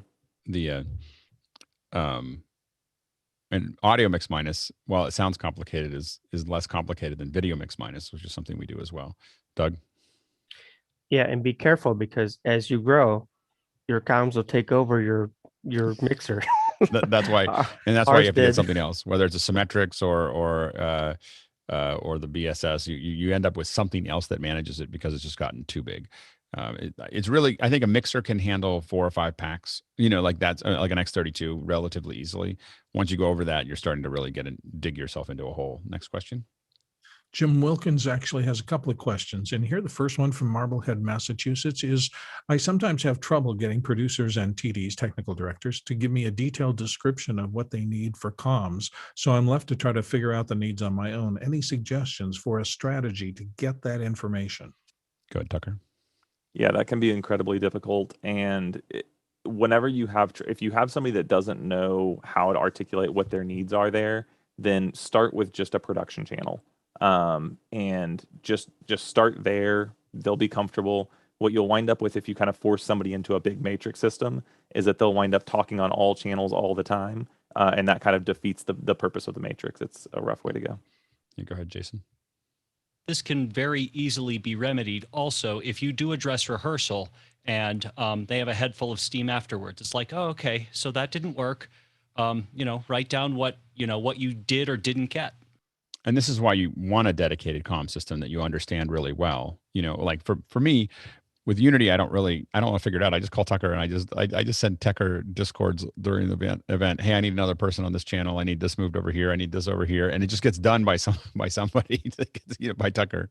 And so the thing is that, but if you're providing that for folks, you do want to know your system well enough so that when they make those adjustments, that your system is set up and you understand it well enough that you're not pouring concrete, especially during rehearsal. Like you might want to say, okay, we're not going to change comms now because we're going into show mode, but during rehearsal, they should be able, if you're providing comms and you're charging them for it or you're part of the service, they should be able to, within reason, they should be able to be asking for things and you're making those adjustments in almost real time, and so like for us, if it's remote, Tucker's working on it. If we're on location, usually it's Brian, and Brian is, we'll sit there and reroute things in real time while we're trying to figure it out, usually right up until the show.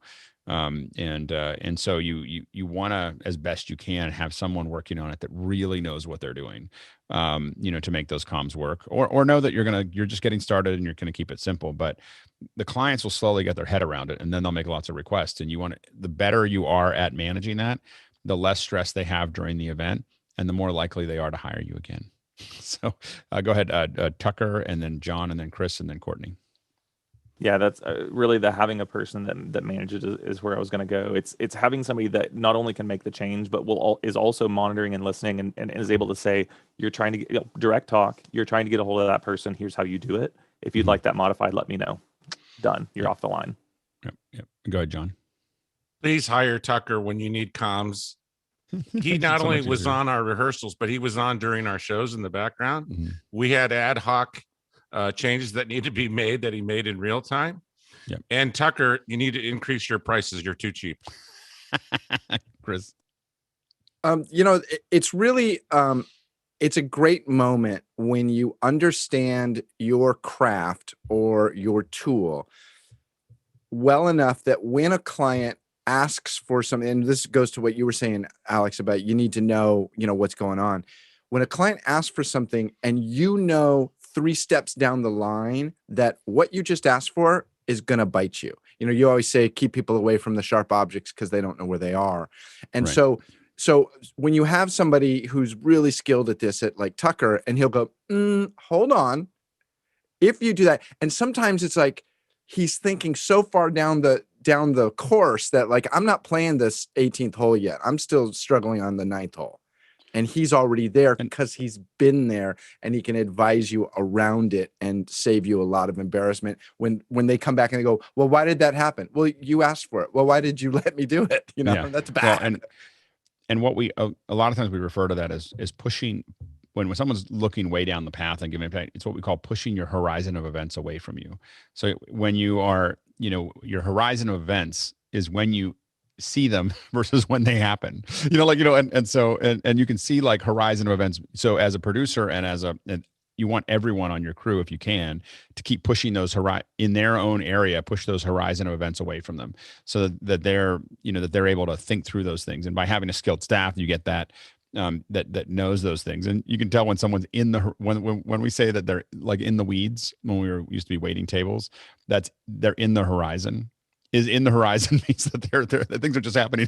They're like, it's like lower brain response to what's going on. And that's not where you want to run an event. It's super stressful for everyone if you get into your horizon. Go ahead, Courtney, and then Doug. There's one line of demarcation that you need to make a decision for beforehand is which people need to listen to two channels simultaneously, like boom operators, teleprompter operators, that need to have a very listenable program audio in one ear and comms in the other ear, so that they can follow along with the program audio without having to worry about where they're situated in the venue, whether they can hear the talent or not. Sometimes, crane operators or boom operator or dolly operators have to take cues off of certain words. That's an important consideration. It requires different hardware because it'll have two channels and stereo earmuffs so that you can split your channels into different ears, and that helps a lot in interpreting who's talking to you and what you should pay attention to. Right. Doug? To reiterate what John and Chris both said, I own Unity, but I still hired Tucker to run my comms. It just was a relief that I knew that he could handle that part of things that I didn't need to. And it's not just the tools that you have, it's the people that run the tools. Yep. No, absolutely. And again, comms are often, the reason we're giving it a whole hour is that they're often undervalued in an event, and they are as important as everything else that you're doing, if not more important. And again, remember that finishing an event, like succeeding publicly, is one challenge. Doing it in a way that has everyone feel like it was a success, and they don't have to, they don't have to go to the bar afterwards, is a bigger deal. Like for ongoing work with your clients, like if they just, like they're, you don't want your clients like shivering in the background, like I can't believe we almost, we almost died there. That's good. It's good every once in a while. It creates a stress relationship, but it's not something you want to keep on doing. It's not how you keep clients. You want them to feel like everything's just, you're landing a nice smooth plane, because then if they go hire somebody else for a little while, it's usually not like that, because you've figured out how to make it great for them. That's the job. Go ahead, John. I just want to give a shout out to RF radios. When everything fails, they helped us out a number of times. Of course, we're always in the boondocks, but we always show up with radios. So that's the one thing about comms. Until the comms are up, we have radios. When we're setting up our kits, we generally just go with Motorola radio. The Motorola makes a handful of radios. We also usually have a couple of the Baofeng ones that go like miles that are probably not legal to use. But you always have a couple of those because you need to do something really far away. You just flip those things on and you can talk like for miles with them. But again, I always go, eventually I'm going to get in trouble for this, but I still have them. Next question. It's the second one that Jan Wilkins had from Marblehead. Does HelixNet work well over the internet? Can you build a matrix at a home office with a HelixNet system like you can with an Eclipse? I've never done that.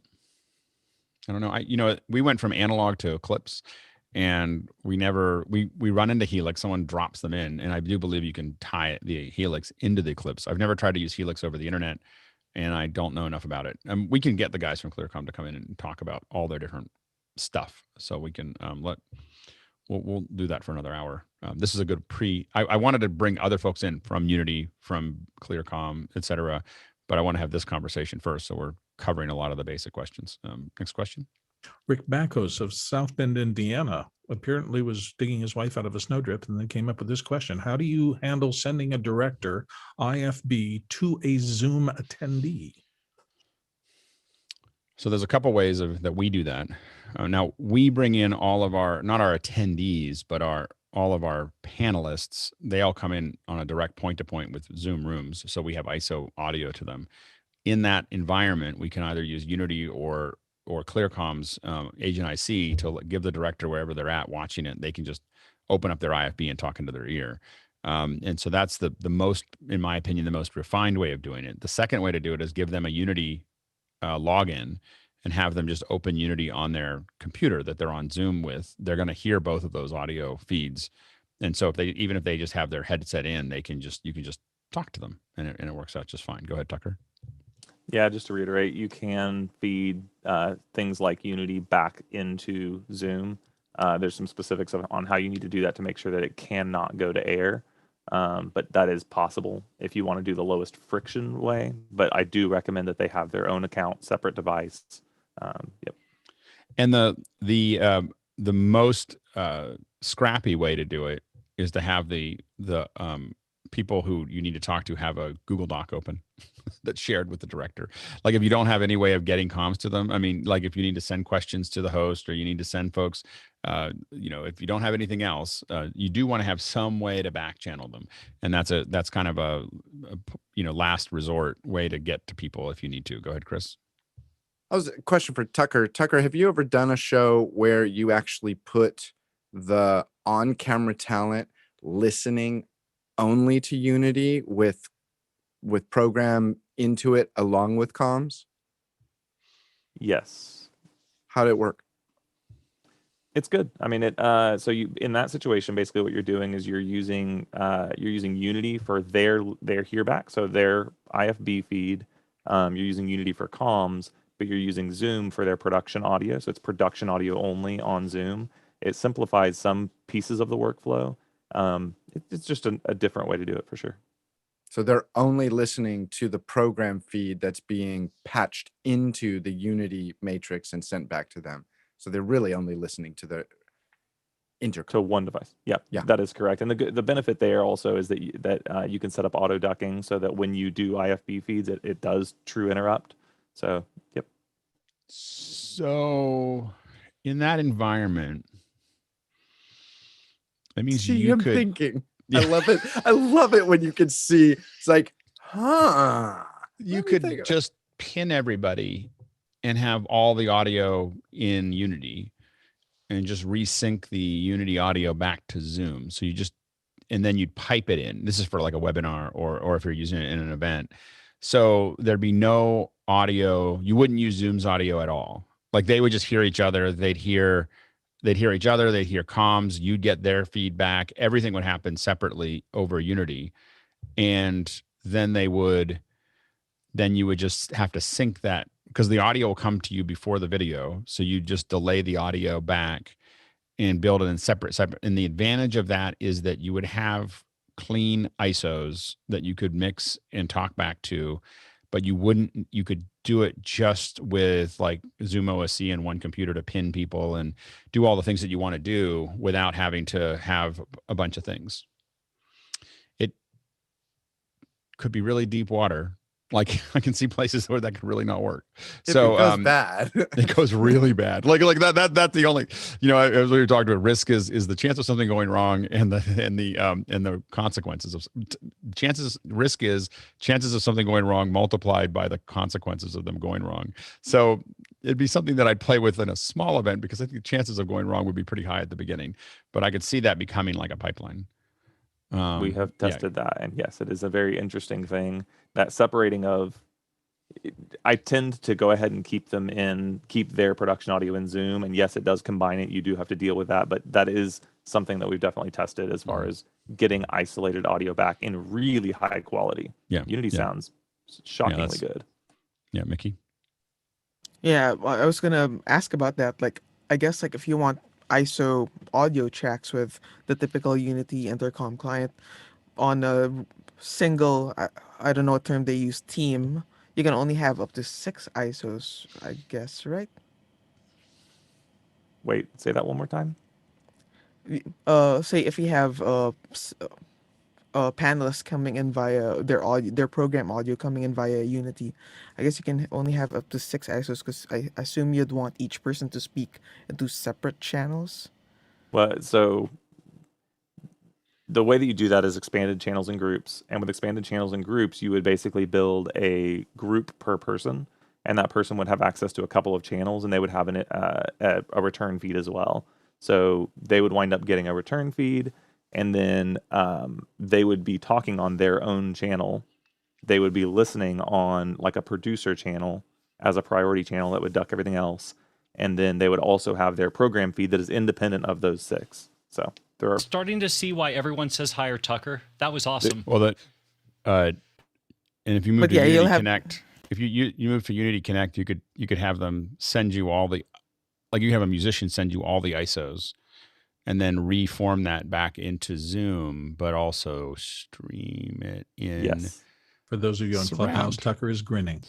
Yeah. Anyway, all right. So like, we're sorry, we went into a little zone there. All right. Next, next question.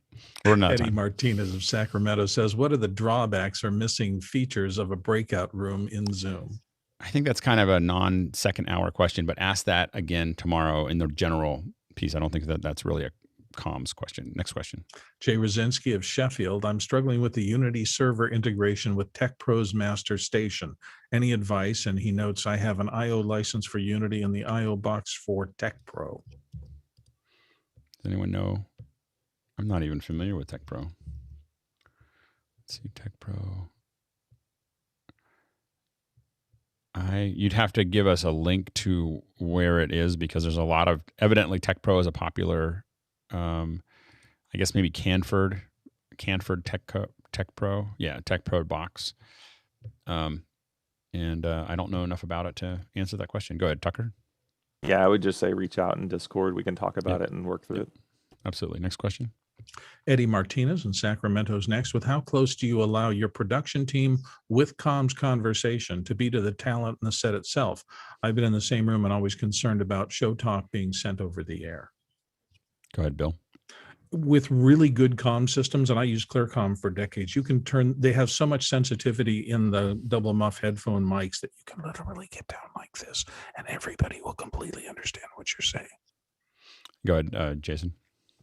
Part of the rush of like doing an event really well is that you need a disciplined team, and if you trust your team, it's not an issue, because there is no substitute for good judgment. There is no substitute, but one substitute for good judgment is keeping them on separate channels. so don't definitely really limit who talks to your client and who talks to your talent. Those are there should be almost nobody on your team. There'll be one or two key people that talk to them. You want to otherwise keep it pretty separate. And the reason is that also you don't want clients making requests and your team saying okay to things that the team doesn't know what everything else is that's going on. So you really want it to go through the producer. That it is like a classic place that things go bad, is that clients make requests, good requests, team members say yes, good, for that, but it's not being coordinated by the producer. And then you end up in hot water, and the client doesn't know any different. They just know that you screwed it up. So, keep that in mind. We do everything we can to get our crew out of the room. I would rather be in the hallway than in the room. So we try to put our production people out of the room just to make sure that you don't hear ringed phones. You don't hear them talking. You don't hear, so it's not, you can't always do that. If we don't have that, we try to put sound blankets between us and them. We don't want, one of the big things in a room is we don't want the talent to see us unless we want them to see us, because humans tend to look at other people's eyes. And so you'll get off-camera looks, and they're reacting to things because they see other people in the room. And it's very hard from a lower brain perspective for them not to do that. So we try to clear the room as best we can. Next question. Moving on to Roscoe Jones. "Does anyone have the basic etiquette of protocol checklist for someone brand new to comms? Does it change based on the show type?" Go ahead, Jason. The calmer, the better. If something catches on fire, Houston, we have a problem. As calm as the day is long. We had a truck catch fire, and what you heard over comms was, "Marty, we've got smoke in the truck. Smoke in the truck." And that was it. that was the end of it. And Marty came over because the smoke in the truck. Go ahead, Stuart. This answer works for both Roscoe and Jeff's next question, and that is the first thing you do in any production environment is put your phone on silent, especially around comms gear. The old analog gear would pick up the digital phones as they got a recall. So everything, always silent, airplane mode. I haven't had my phone ring in a long time. And I think the last time it rang in a production, it was actually in front of a former president. So that's why it never gets turned back on again. Tucker and then Roscoe. Yeah, it's one of the most difficult things is taking someone that's was in theater in high school and is used to comms there and bringing them into a professional environment. They're very used to that, anonymized, kind of back channel. And so they tend to be really, really chatty. Giving them a place to do that and then cracking the whip pretty hard on all the other channels is really important, because they need a place to have silly conversation. But really, hey, at this point, when we say 5 to go, nope, don't talk unless it's show critical. Yep. Go ahead, Roscoe. Yeah, I just love to put up things, to remind, because students get caught up in the moment and the training doesn't stick. And so if there's just here's the 3 points to always remember before you talk on comms. So thank you. I will take this and boil it down. Yeah, go ahead, Bill. I was just going to say, first rule for me is always make sure you mute your microphone before you take your headset off and toss it on the desk. Yeah, the biggest rookie mistake in the world. Biggest rookie mistake is leaving your comms open. Like it's not even a rookie mistake. It's just something we all do every once in a while. You're thinking about something else and you leave your comms open, and so it's not even a rookie mistake. It's just a common mistake, but it's the thing to think about. And then also just calling, teaching people how to call for it and what the nomenclature is for that team, because people have different things. If I'm calling Bill, I'll go, Alex for Bill, and Bill will say go for Bill. Go for Bill. Yeah, some people will say Bill for Alex, like they'll do it in kind of a weird backwards way. And there's a lot of discussion we have about it, but I still think I'm right because that's the way NASA does it. So anyway, Stuart and then Tucker. Yeah, one other thing with noisy environments, and I'll speak to the motorsport experience. There are certain noises and certain words that clash with each other and make it difficult to understand. So there is a very specific reason why Formula One driver managers will say box, box, box instead of pit in, because one word is easy to understand and the others could be distorted. So always be clear and think about what words people can hear in noisy environments. Yeah, Tucker? I do always say there's two things. One, if you cannot see every headset on the comm system, assume the client's on the comm, because the number of times someone said something on comms and gotten fired for it is pretty high. And then the second one is have a phrase, have a catchphrase that is agreed on by the team that is, we use like AFLAC. It's if that word is said, it means calm it down, knock it off, doesn't matter. It ends now. Right. Yep. Yeah, that's probably one of the number one things is just be careful of what you say on comms. It's just that you just always assume that everyone hears it, and yeah. We used to have a thing on comms. A lot of us played Marathon back in the day, so a lot of us when we were on comms and a client would walk in, you'd hear this thing over comms, goes, oh, wow. And it just sounds like a weird thing, but that's what aliens used to sound like in Marathon. And so you'd hear this little thing happen, and that would just say clients in the house. Mickey? Yeah, we used to use peaches in the past. But one thing that people, I really like is when people acknowledge that they've heard a certain piece of information or instruction, because hearing nothing after saying something is kind of like, hey, did you hear that? And for me, I'm pretty specific. Copy that means I heard it. Roger that means I'm going to go do something. So they aren't the same or interchangeable to me. If I say copy that just means I heard you. If I say Roger that means I'm going to go do something. Like if you ask me to go do something and I say Roger that means I'm going to go execute an action, not that I just heard you. Go ahead, Chris. What do you say if you're going to do it, but you strongly disagree with the fact that you're being asked to do it? Roger that. All right. Next question. By the way, the best conversation that I feel like you need to show people airplane when you want to show people how they should operate inside of chain of command is when they're walking through the field in Saving Private Ryan. And when it's they're talking about like, who can I complain to? And he just says, I don't complain to you. You're below me. I complain up. And he goes, now what would you say? And he goes, he doesn't complain either direction, but it is like the perfect thing that you should show. And like when you're in a team, like who you complain to is no one. All right. Next question. Well, it actually is Jeff's question about what's the first rule in comms, but I think we pretty much hit that, haven't we? Yeah. I think we've got a whole bunch of first rules. Okay, anyway, Chris Widener in Lafayette, Indiana says, has anybody heard of an app called Flux? And he has a link to it there. No, there's so many. We'll have to take a look at it. Team communication software. No, I haven't. Not familiar with it. So we'll take a look at it now. So next question. And the final question for today's session, Jonathan J. is in with, can you share some insight on VisVector? Is it software owner and what only, and what might be the cost? That is not a comms question. We should probably do a whole hour. I think we've done some hours where we talked about it a little bit, but bringing Jeff Keithley on and some other folks to talk about VisVector would probably make a lot of sense. And so I'll work on scheduling that. That's it's worth a different conversation. Listening. Yeah, he just pinged in with something. Oh, okay, great. So we will set that up as we move forward. All right. So we've made it to the end of the show.